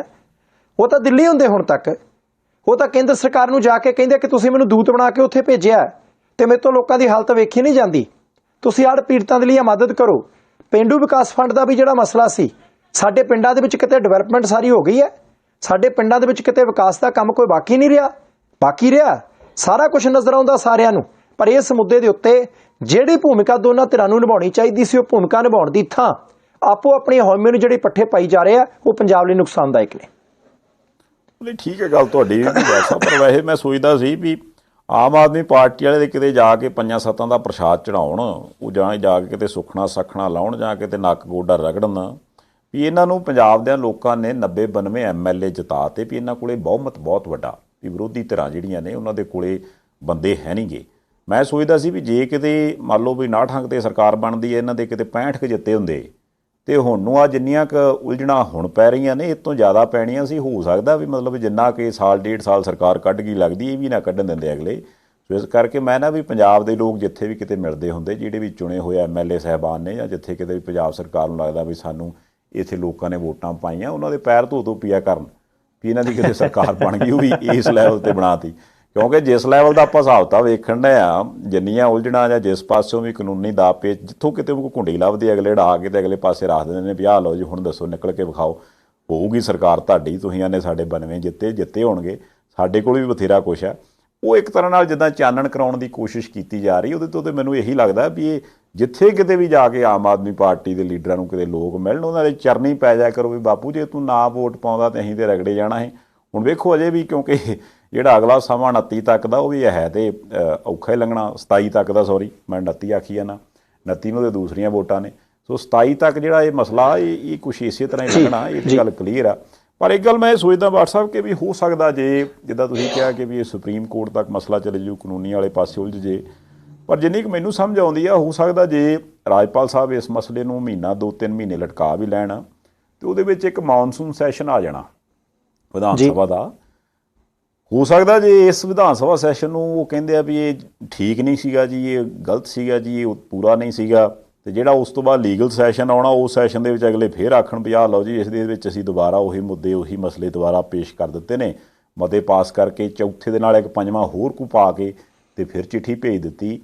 ਫੇਰ ਭਲਾ ਗਵਰਨਰ ਸਾਹਿਬ ਕੀ ਕਰਨਗੇ? ਕਿਉਂਕਿ ਗੱਲ ਇਹ ਨਹੀਂ ਹੈ ਕਿ ਸਾਰਾ ਕੁਝ ਗਵਰਨਰ ਸਾਹਿਬ ਦੇ ਹੱਥ ਵੱਸ ਹੀ ਆ। ਹੁਣ ਜੇ ਹਰੇਕ ਬੰਦੇ ਦਾ ਜ਼ੋਰ ਲੱਗਾ ਹੁੰਦਾ ਵੀ ਮੈਂ ਪੰਜਾਬ ਦੀ ਕੁਰਸੀ ਤੇ ਬਹਿਣਾ, ਪੰਜਾਬ ਸਰਕਾਰ ਕੋਲ ਵੀ ਤੇ ਕੋਈ ਨਾ ਕੋਈ ਤਾਕਤ ਹੈਗੀ ਹੈ ਸੰਵਿਧਾਨਕ ਤੌਰ ਤੇ। ਨਹੀਂ, ਤਾਕਤ ਪੂਰੀ ਹੈ ਸੰਧਾਲੀਆ ਸਾਹਿਬ। ਫਿਰ ਫਾਈਲ ਹੋਣੀ ਹੈ, ਫਾਈਲ ਦੇ ਵਿੱਚ ਇੱਕ ਦਰਾਜ ਹੋਣਾ, ਦਰਾਜ ਦੇ ਵਿੱਚ ਫਾਈਲ ਹੋਣੀ ਹੈ, ਫਿਰ ਫਾਈਲ ਦੇ ਵਿੱਚ ਦਰਾਜ ਹੋਣਾ, ਕਈ ਕੁਛ ਹੋਣਾ। ਜਾਂ ਰਾਸ਼ਟਰਪਤੀ ਸਾਹਿਬ ਕੋ ਭੇਜ ਦਿਓ, ਐਡਵੋਕੇਟ ਜਨਰਲ ਸਾਹਿਬ ਦੇ ਕੋਲੋਂ ਸਲਾਹ ਲੈਣੀ ਆ ਤਾਂ ਪੰਜਾਬ ਸਰਕਾਰ ਕਿਹੜਾ ਕਹਿ ਲਓ ਕਿ 4 ਦਿਨ ਹੋ ਗਿਆ ਜੀ ਤੁਸੀਂ ਸਲਾਹ ਨਹੀਂ ਲਈ। ਅਗਲਿਆਂ ਦੀ ਮਰਜ਼ੀ ਹੈ ਸਲਾਹ ਕਦੋਂ ਲੈਂਦੇ ਆ। ਪਰ ਤੁਹਾਡੀ ਗੱਲ ਠੀਕ ਹੈ, ਦੋਨਾਂ ਧਿਰਾਂ ਦੇ ਕੋਲੇ ਹਥਿਆਰ ਨੇ, ਦੋਨੋਂ ਧਿਰਾਂ ਮੋਰਚੇ ਦੇ ਵਿੱਚ ਨੇ, ਗੋਲੀ ਹੀ ਚਲਾਉਣੀ ਹੈ, ਕਿਸੇ ਦੇ ਲੱਗੇ ਨਾ ਲੱਗੇ ਤਾਂ ਖੜਾਕ ਤਾਂ ਘੱਟੋ ਘੱਟ ਹੁੰਦਾ ਹੀ ਹੈ।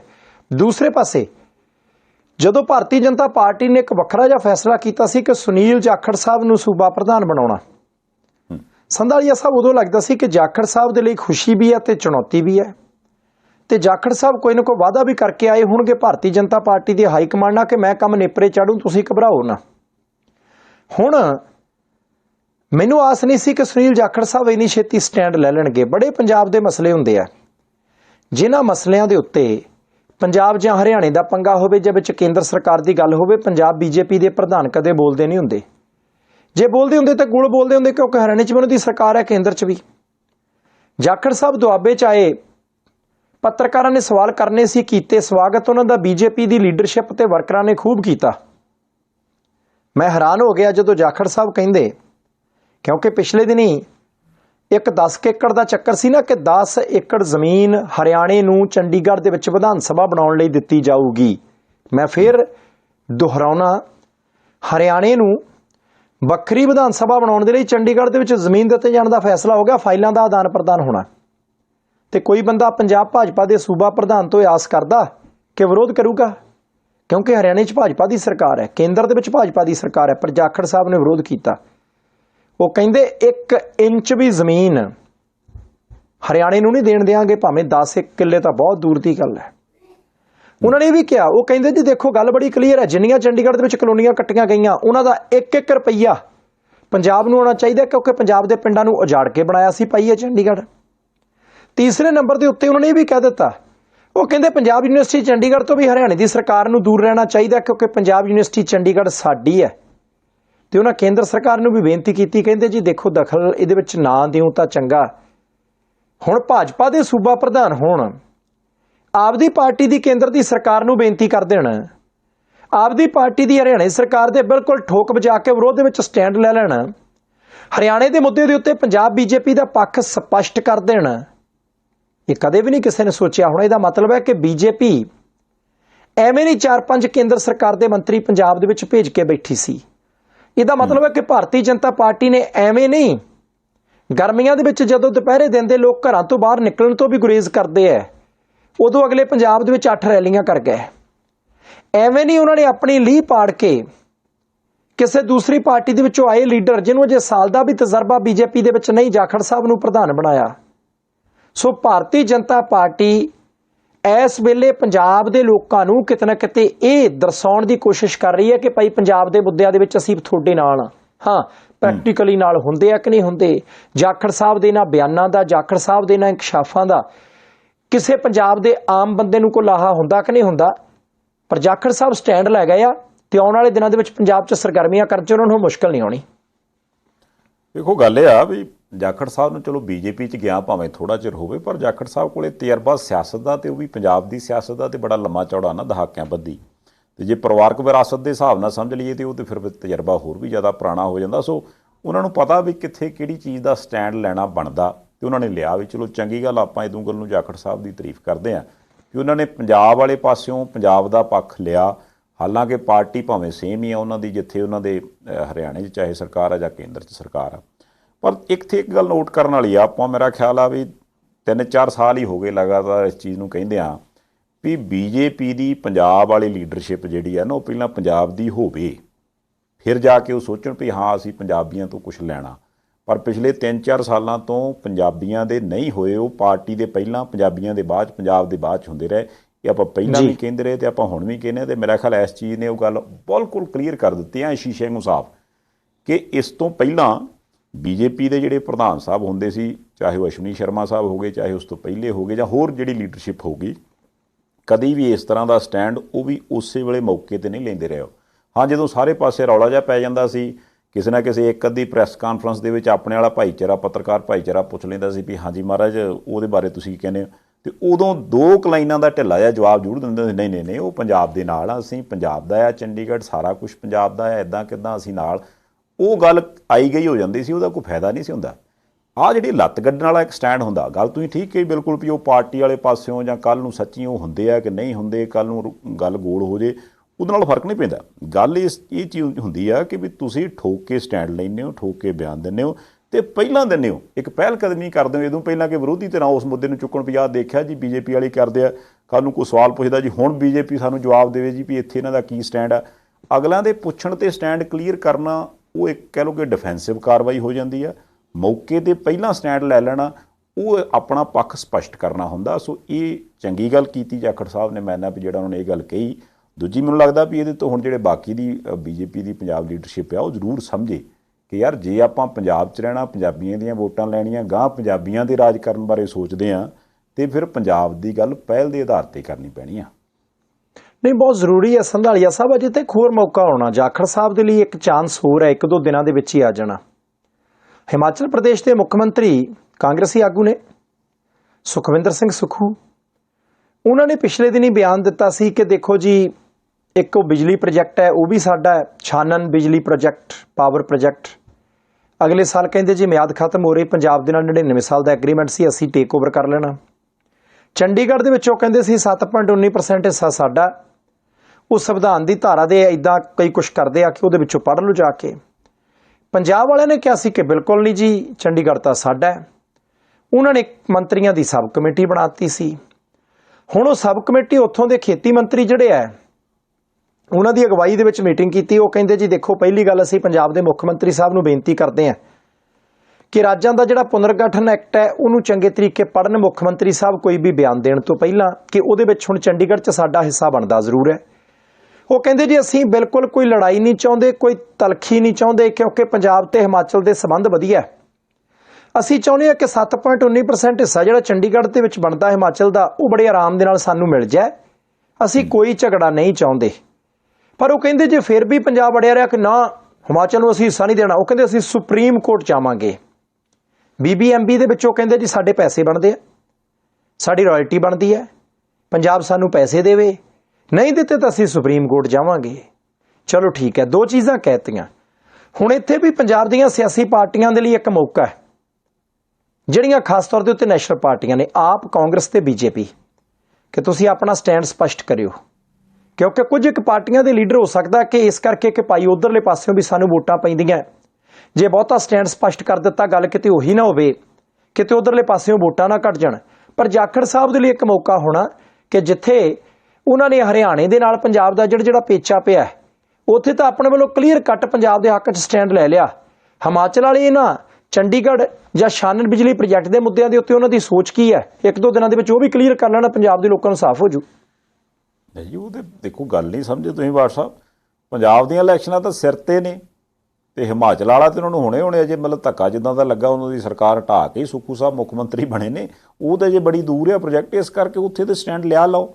ਨਾਲੇ ਕਾਰਨ ਹੈ ਵੀ ਇੱਥੇ ਤੇ ਸਟੈਂਡ ਵੱਡਾ 10 ਕਿੱਲਿਆਂ ਦਾ, ਉੱਥੇ ਤੇ ਸਟੈਂਡ ਹੀ ਕੁਛ ਨਹੀਂ। ਉਹ 7.17-18% ਜਿੰਨਾ % ਵੀ ਆਉਂਦੇ ਸਾਡਾ ਚੰਡੀਗੜ੍ਹ ਤੇ ਹਿੱਸਾ, ਕਿਤੇ ਉਹ ਕਿੰਨਾ ਕੁ ਬਣ ਜਾਣਾ, ਤੇ ਉਹ ਵੀ ਕਿਤੇ ਸੁੱਖੂ ਸਾਹਿਬ ਨੇ ਰਜਿਸਟਰੀ ਥੋੜ੍ਹਾ ਕਰਵਾ ਲੈਣੀ ਹੈ। ਆਪਾਂ ਪਰ ਉਦਣ ਵੀ ਬੇਨਤੀ ਕੀਤੀ ਸੀ, ਇਸ ਤੋਂ ਪਹਿਲਾਂ ਵੀ ਬੇਨਤੀ ਕਰਦੇ ਹਾਂ, ਪੰਜਾਬ ਕਾਂਗਰਸ ਜਿਹੜੀ ਉਹ ਵੀ ਜ਼ਰੂਰ ਆਪਣਾ ਸਟੈਂਡ ਇਹਦੇ 'ਤੇ ਕਲੀਅਰ ਕਰੇ ਵੀ ਉਹ ਕੀ ਸੋਚਦੇ ਨੇ ਇਹਦੇ ਬਾਰੇ। ਅਤੇ ਦੂਜਾ, ਜਦੋਂ ਤੋਂ ਸੁੱਖੂ ਸਾਹਿਬ ਮੁੱਖ ਮੰਤਰੀ ਬਣੇ ਨੇ ਹਿਮਾਚਲ ਦੇ, ਕੰਟੀਨਿਊਸਲੀ ਆਪਾਂ ਦੇਖ ਰਹੇ ਹਾਂ ਵੀ ਉਹ ਕਦੀ ਪਾਣੀ ਅਸੀਂ ਐ ਨੂੰ ਲਿਜਾਵਾਂਗੇ, ਕਦੀ ਅਸੀਂ ਪਾਣੀ 'ਤੇ ਸੈਸ ਲਾਵਾਂਗੇ, ਕਦੀ ਅਸੀਂ ਛਾਨਣ ਪ੍ਰੋਜੈਕਟ ਸਾਡੇ ਕੋਲੇ ਲਊਗਾ, ਕਦੀ ਅਸੀਂ ਚੰਡੀਗੜ੍ਹ 'ਚੋਂ ਹਿੱਸਾ ਲਵਾਂਗੇ, ਕਦੀ ਅਸੀਂ ਜਿੰਨੀਆਂ ਵੀ ਆਪਾਂ ਗੱਲਾਂ ਕਰ ਰਹੇ ਹਾਂ। ਹੁਣੇ ਜੋ ਹਿਮਾਚਲ 'ਚ ਹੋਇਆ, ਮੇਰਾ ਖਿਆਲ ਹਰੇਕ ਨੇ ਦੇਖਿਆ ਹੋਣਾ ਵੀ ਉੱਥੇ ਕਿਵੇਂ ਲੋਕਾਂ ਦਾ ਨੁਕਸਾਨ ਹੋਇਆ, ਕਿਵੇਂ ਪਹਾੜ ਘਿਰੇ, ਕਿਵੇਂ ਘਰਾਂ ਦਾ, ਕਿਵੇਂ ਮਕਾਨਾਂ ਦਾ, ਕਾਰੋਬਾਰਾਂ ਦਾ, ਜਾਨਾਂ ਦਾ, ਗੱਡੀਆਂ ਮੋਟਰਾਂ ਦਾ, ਉਹ ਸਾਰਾ ਜਿੰਨਾ ਨੁਕਸਾਨ, ਹਾਲਾਂਕਿ ਕਹਿੰਦੇ ਆ ਕਿ ਹਜ਼ਾਰਾਂ ਕਰੋੜ ਦਾ ਉਹ ਨੁਕਸਾਨ ਆ, ਉਹ ਨੁਕਸਾਨ ਹੋਇਆ ਕਿਉਂ? ਅਸਲ 'ਚ ਆਉਣਾ ਤਾਂ ਉਸ ਚੀਜ਼ 'ਤੇ ਚਾਹੀਦਾ। ਹੁਣ ਮੈਂ ਅੱਗੇ ਵੀ ਬੇਨਤੀ ਕੀਤੀ ਸੀ, ਅੱਜ ਫਿਰ ਕਰ ਦਿੰਦੇ ਹਾਂ ਵੀ ਮੰਨ ਲਓ ਸ਼ਿਮਲੇ, ਮਨਾਲੀ, ਕੁੱਲੂ, ਕਿਤੇ ਵੀ ਉੱਥੇ ਬੈਠਾ ਜਿਹੜਾ ਬੰਦਾ, ਅਤੇ ਜਿਹਦੀ ਇੱਕ ਛੋਟੀ ਜਿਹੀ ਦੁਕਾਨ ਸੀ, ਅਤੇ ਅੱਜ ਹੋ ਸਕਦਾ ਵੀ ਉਹਦੇ ਥੱਲਿਓਂ ਮਿੱਟੀ ਨਿਕਲ ਗਈ ਹੋਵੇ ਅਤੇ ਉਹ ਕਿਰ ਗਈ ਹੋਵੇ, ਜਾਂ ਮੰਨ ਲਓ ਕਿਸੇ ਦਾ ਕੋਈ ਘਰ ਘਾਟ ਸੀ ਉਹ 'ਚ ਤਰੇੜਾਂ ਆ ਗਈਆਂ ਹੋਣ, ਜਾਂ ਜੇ ਮੰਨ ਲਓ ਵੀ ਅਗਲੇ ਬੰਦੇ ਦਾ ਕੋਈ ਕੰਮਕਾਰ ਹੋਰ ਸੀਗਾ ਅਤੇ ਉਹ ਠੱਪ ਹੋ ਗਿਆ ਹੋਵੇ, ਕਿਉਂਕਿ ਜੋ ਉੱਥੇ ਹਾਲਾਤ ਬਣ ਗਏ ਨੇ ਹੁਣ, ਟੂਰਿਸਟ ਨੇ ਤਾਂ ਉੱਥੇ ਜਾਣੇ ਕੀ ਹੈਗਾ ਗਰਮੀਆਂ ਦੇ ਵਿੱਚ, ਜਾਂ ਹੋ ਸਕਦਾ ਅਗਲੇ ਸਾਲ ਤੱਕ ਵੀ ਇਹੋ ਕੁਛ ਰਵੇ। ਉਹਦੇ ਨਿਆਣਿਆਂ ਦੀ ਰੋਟੀ ਦਾ ਜਦੋਂ ਉਹਨੂੰ ਫਿਕਰ ਹੋਊਗਾ, ਅਤੇ ਜਦੋਂ ਉਹ ਬਿਆਨ ਸੁਣਦਾ ਹੋਊਗਾ ਵੀ ਸਾਡੀ ਸਟੇਟ ਦੇ ਮੁੱਖ ਮੰਤਰੀ ਸਾਹਿਬ ਆਉਂਦੇ ਆ ਵੀ ਉਹ ਥੱਲੇ ਜਾ ਕੇ ਨਾ ਚੰਡੀਗੜ੍ਹ ਆ, ਅਤੇ ਚੰਡੀਗੜ੍ਹ 'ਚੋਂ 7.19% ਅਸੀਂ ਹਿੱਸਾ ਲੈਣਾ, ਉਹ ਕਿੰਨਾ ਕੁ ਸੁੱਖੂ ਸਾਹਿਬ ਦਾ ਉਦੋਂ ਮਤਲਬ ਧੰਨਵਾਦ ਕਰੂਗਾ ਵੀ ਬੱਲੇ ਬੱਲੇ, ਇੱਧਰ ਦੁਕਾਨ ਮੇਰੀ ਘਿਰ ਗਈ ਆ, ਨਿਆਣੇ ਮੇਰੇ ਭੁੱਖੇ ਮਾਰਨ ਦੇ, ਤੁਸੀਂ ਚੰਡੀਗੜ੍ਹ 'ਚ ਹਿੱਸਾ ਲੈਣਾ। ਇਹੀ ਗੱਲ ਆਪਾਂ ਪੰਜਾਬ ਬਾਰੇ ਵੀ ਕਹਿੰਦੇ ਹੁੰਦੇ ਹੈ ਨਾ। ਸੋ ਇਸ ਕਰਕੇ ਸਮਝਣ ਦੀ ਲੋੜ ਹੈ ਕਿ ਸਿਆਸਤ ਜਿਹੜੀ ਆ ਉਹ ਅਖਬਾਰੀ ਕਰਨੀ ਆ, ਮੀਡੀਆ ਦੀ ਕਰਨੀ ਆ, ਸਿਰਫ ਮਤਲਬ ਇੱਕ ਦੂਜੇ ਨਾਲ ਸਿੰਘ ਫਸਾਉਣ ਦੀ ਕਰਨੀ ਆ ਵੀ ਵੇਖਿਆ ਮੈਂ ਕਿੱਦਾਂ ਹੁਣ ਫਲਾਣੇ ਥਾਂ ਦੇ ਉੱਪਰ ਚਰਚਾ 'ਚ, ਜਾਂ ਫਿਰ ਜਿਨ੍ਹਾਂ ਲੋਕਾਂ ਨੇ ਵੋਟਾਂ ਪਾਈਆਂ ਨੇ, ਜਿਨ੍ਹਾਂ ਲੋਕਾਂ ਨੇ 5 ਸਾਲ ਤੁਹਾਨੂੰ ਦਿੱਤੇ ਨੇ ਕਿ ਯਾਰ 5 ਸਾਲ ਸਾਡੀ ਜ਼ਿੰਦਗੀ ਦਾ ਜਾਂ ਭਵਿੱਖ ਦਾ ਤੁਸੀਂ ਫੈਸਲਾ ਕਰਕੇ ਦਿਓ ਕਿ ਹਿਮਾਚਲ ਕਿੱਥੇ ਜਾਊਗਾ, ਉਹਨਾਂ ਬਾਰੇ ਸੋਚਣਾ ਸੀ। ਤਾਂ ਉਦੋਂ ਵੀ ਬੇਨਤੀ ਕਰਦੇ, ਅੱਜ ਵੀ ਕਰਦੇ ਹਾਂ, ਸਮਝਣਾ ਉਹਨਾਂ ਨੇ, ਜਾਂ ਉਹਨਾਂ ਦੇ ਕੋਈ ਸਲਾਹਕਾਰ ਹੋਵੇ ਤੇ ਉਹਨਾਂ ਨਾਲ ਬਹਿ ਕੇ ਸਲਾਹ ਕਰ ਲੈਣ ਵੀ ਯਾਰ ਆਪਾਂ ਜਿਨ੍ਹਾਂ ਦੀਆਂ ਵੋਟਾਂ ਲਈਆਂ ਉਹਨਾਂ ਬਾਰੇ ਸੋਚਣਾ, ਕਿ ਜਾਂ ਚੰਡੀਗੜ੍ਹ ਉੱਥੇ ਖਿੱਚ ਕੇ ਮਨਾਲੀ ਖੜਨਾ। ਮੈਨੂੰ ਇਹ ਨਹੀਂ ਸਮਝ ਆਉਂਦੀ ਵੀ 7.19% ਵੀ ਮੁੜ ਕੇ ਟਰੱਕ ਮਗਰ ਪਾ ਕੇ ਮਨਾਲੀ ਲੈ ਜਾਣਗੇ ਵੀ ਰੋੜਿਆ ਕਰਾਂਗੇ ਉੱਥੇ ਖੜ ਕੇ। ਨਹੀਂ, ਬੜਾ ਜ਼ਰੂਰੀ ਹੈ ਸੁੱਖੂ ਸਾਹਿਬ ਸੋਚਣ ਕਿ ਜਿਹੜੇ ਹਿਮਾਚਲ ਪ੍ਰਦੇਸ਼ ਦੇ ਵਿੱਚ ਸੇਬਾਂ ਦੇ ਬਾਗ ਹੈ, ਉੱਥੇ ਸੇਬਾਂ ਦੀ ਰਾਖੀ ਕਰਨ ਵਾਲਿਆਂ ਨੂੰ, ਗੋਡੀ ਕਰਨ ਵਾਲਿਆਂ ਨੂੰ, ਸੇਬਾਂ ਦੀ ਸਾਂਭ ਸੰਭਾਲ ਕਰਨ ਵਾਲਿਆਂ ਨੂੰ ਮੁੱਲ ਕਿੰਨਾ ਕੁ ਮਿਲਦਾ। ਟੂਰਿਜ਼ਮ ਤੁਹਾਡੇ ਬਹੁਤ ਹੈ, ਤੁਸੀਂ ਤਾਂ ਭਾਵੇਂ 100 ਚੰਡੀਗੜ੍ਹ ਹਿਮਾਚਲ ਪ੍ਰਦੇਸ਼ ਦੇ ਵਿੱਚ ਵਸਾ ਲਓ, ਤੁਸੀਂ ਇੰਨੇ ਰਮਣੀਕ ਸੂਬੇ ਦੇ ਮਾਲਕ ਹੋ ਸੁੱਖੂ ਸਾਹਿਬ। ਤੁਸੀਂ ਆਪਦੇ ਸ਼ਿਮਲੇ ਦੇ ਵਿੱਚ, ਆਪਦੀ ਡਲਹੌਜ਼ੀ ਦੇ ਵਿੱਚ, ਆਪਦੀ ਧਰਮਸ਼ਾਲਾ ਦੇ ਵਿੱਚ, ਆਪਦੇ ਮਕਲੌਡਗੰਜ ਦੇ ਵਿੱਚ ਪਾਰਕਿੰਗ ਦਾ ਪ੍ਰਬੰਧ ਕਰੋ, ਸੜਕਾਂ ਸੁੜਕਾਂ ਵਧੀਆ ਕਰੋ। ਇੱਥੇ ਵੀ ਬਹੁਤ ਸਾਰੇ ਪਹਾੜੀ ਖੇਤਰ ਹੈ, ਬਹੁਤੀਆਂ ਢਿੱਗਾਂ ਨਹੀਂ ਅਗਲੇ ਡਿੱਗਣ ਦਿੰਦੇ। ਪਾਰਕਿੰਗ ਦੀ ਇੱਥੇ ਕਦੇ ਬਹੁਤੀ ਸਮੱਸਿਆ ਨਹੀਂ ਆਉਂਦੀ। ਜਿਹੜੇ ਟੂਰਿਸਟ ਥਾਵਾਂ ਨੇ ਕਲੀਅਰ ਹੁੰਦਾ ਬਹੁਤ ਕੁਛ, ਉੱਥੇ ਤਾਂ ਗੱਡੀ ਨਹੀਂ ਲੱਗਦੀ ਕਿਤੇ। ਬਹੁਤ ਕੁਛ ਹੈ ਜਿਹੜਾ ਤੁਸੀਂ ਕਰ ਸਕਦੇ ਹੋ। ਤੁਹਾਨੂੰ ਚੰਡੀਗੜ੍ਹ ਦੇ ਵਿੱਚੋਂ ਹਿੱਸਾ ਲੈਣ ਦੀ ਲੋੜ ਨਹੀਂ, ਤੁਸੀਂ ਆਪਦਾ ਸੂਬਾ ਜਿਹੜਾ ਆ ਉਹਨੂੰ ਚੰਗੇ ਤਰੀਕੇ ਕਰ ਲਓ। ਚੰਗਾ ਹੁੰਦਾ ਹਰਿਆਣਾ, ਹਿਮਾਚਲ, ਪੰਜਾਬ, ਇਹ ਤਿੰਨੇ ਸਿਰ ਜੋੜ ਕੇ ਬਹਿੰਦੇ। ਸਭ ਤੋਂ ਵੱਧ ਨੁਕਸਾਨ ਹੜ੍ਹਾਂ ਮੀਂਹਾਂ ਕਰਕੇ ਇੱਥੇ ਹੋਇਆ ਕਿ ਭਾਈ ਨੁਕਸਾਨ ਸਾਡੇ ਵੀ ਹੁੰਦਾ, ਤੁਹਾਡੇ ਵੀ ਹੁੰਦਾ, ਆਪਾਂ ਕੁਝ ਰਲ ਮਿਲ ਕੇ ਵੀ ਕਰ ਲਈਏ, ਸਾਰਾ ਕੁਝ ਲੜਕੇ ਥੋੜ੍ਹੀ ਹੁੰਦਾ। ਦੂਸਰੇ ਪਾਸੇ ਸੰਧਾਲੀਆ ਸਾਹਿਬ ਪਿਛਲੇ ਸਮੇਂ ਦੇ ਵਿੱਚ ਅਮਿਤ ਸ਼ਾਹ ਸਾਹਿਬ ਨੇ, ਦੇਸ਼ ਦੇ ਗ੍ਰਹਿ ਮੰਤਰੀ ਜੀ, ਉਹਨਾਂ ਨੇ ਐਲਾਨ ਕੀਤਾ ਸੀ ਕਿ ਭਾਈ ਪੰਜਾਬ ਬਹੁਤ ਬੁਰੇ ਤਰੀਕੇ ਡਰੱਗ ਦੇ ਵਿੱਚ ਫਸਿਆ ਤੇ ਅਸੀਂ ਨਾਰਕੋਟਿਕਸ ਕੰਟਰੋਲ ਬਿਊਰੋ ਦਾ ਇੱਕ ਦਫ਼ਤਰ ਜਿਹੜਾ ਉਹ ਅੰਮ੍ਰਿਤਸਰ ਖੋਲ੍ਹਣਾ ਹੈ। ਠੀਕ ਹੈ, ਉਹਨਾਂ ਨੇ ਕਹਿ ਦਿੱਤਾ ਸੀ ਗ੍ਰਹਿ ਮੰਤਰੀ ਸਾਹਿਬ ਨੇ। ਫਿਰ ਇਧਰਲੇ ਪਾਸਿਓਂ ਇੱਕ ਵਿਰੋਧੀ ਪਾਰਟੀ ਦੇ ਲੀਡਰ ਦਾ ਬਿਆਨ ਆਇਆ ਸੀ ਕਿ ਨਾਰਕੋਟਿਕਸ ਕੰਟਰੋਲ ਬਿਊਰੋ ਦਾ ਅੰਮ੍ਰਿਤਸਰ ਵਾਲਾ ਦਫ਼ਤਰ ਨਾਰਕੋਟਿਕਸ ਕੰਟਰੋਲ ਬਿਊਰੋ ਦੇ ਲਈ ਕੰਮ ਕਰੂਗਾ ਜਾਂ ਭਾਜਪਾ ਦੇ ਲਈ ਕੰਮ ਕਰੂਗਾ। ਦੇਖੋ, ਪੰਜਾਬ ਦੇ ਵਿੱਚ ਨਸ਼ੇ ਦੀ ਸਮੱਸਿਆ ਬੜੀ ਵੱਡੀ ਹੈ। ਅੱਜ ਵੀ ਓਵਰਡੋਜ਼ ਦੇ ਕਰਕੇ ਲੋਕ ਮਰ ਰਹੇ ਨੇ। ਹੁਣ ਮੁੱਖ ਮੰਤਰੀ ਪੰਜਾਬ ਭਗਵੰਤ ਸਿੰਘ ਮਾਨ ਇੱਕ ਮੀਟਿੰਗ ਦੇ ਵਿੱਚ ਸੀ, ਵੀਡੀਓ ਕਾਨਫਰੰਸਿੰਗ ਦੇ ਰਾਹੀਂ ਦੇਸ਼ ਦੇ ਗ੍ਰਹਿ ਮੰਤਰੀ ਅਮਿਤ ਸ਼ਾਹ ਸਾਹਿਬ ਦੇ ਨਾਲ ਬੈਠੇ ਸੀ। 10-11 ਸੂਬੇ ਹੋਰ ਸੀ, ਉੱਥੋਂ ਦੇ ਮੁੱਖ ਮੰਤਰੀ। ਹਰ ਸੂਬੇ ਨੂੰ 5-5 ਮਿੰਟ ਦਾ ਸਮਾਂ ਮਿਲਿਆ ਸੰਧਾਲੀਆ ਸਾਹਿਬ ਦੇਸ਼ ਦੇ ਗ੍ਰਹਿ ਮੰਤਰੀ ਅਮਿਤ ਸ਼ਾਹ ਸਾਹਿਬ ਦੇ ਨਾਲ ਗੱਲਬਾਤ ਕਰਨ ਦਾ। ਮੁੱਖ ਮੰਤਰੀ ਸਾਹਿਬ ਨੇ ਕਈ ਹੋਰ ਮੁੱਦੇ ਚੁੱਕੇ ਤੇ ਨਾਲ ਇਹ ਵੀ ਦੱਸਿਆ ਕਿ ਦੇਖੋ ਜੀ, ਅਸੀਂ 1000 ਕਿਲੋ ਜਾਂ ਉਹਦੇ ਤੋਂ ਵੀ ਕਿੰਨੀ ਵੱਧ ਡਰੱਗ ਦੀ ਖੇਪ ਫੜੀ ਹੈ ਪਿਛਲੇ ਸਮੇਂ 'ਚ। ਫਿਰ ਉਹਨਾਂ ਨੇ ਵੀ ਕਿਹਾ ਕਿ 22,000 ਲੋਕਾਂ ਦੇ ਪਰਚੇ ਦੇ ਕੇ ਅਸੀਂ ਉਹਨਾਂ ਨੂੰ ਅੰਦਰ ਕੀਤਾ ਹੈ, ਜਿਹੜੇ ਪੰਜਾਬ ਦੇ ਵਿੱਚ ਨਸ਼ੇ ਦੇ ਧੰਦੇ ਦੇ ਵਿੱਚ ਲੱਗੇ ਹੋਏ ਸੀ, ਕਿ ਸਾਡੀ ਸਰਕਾਰ ਬੜੀ ਸੁਹਿਰਦ ਹੈ।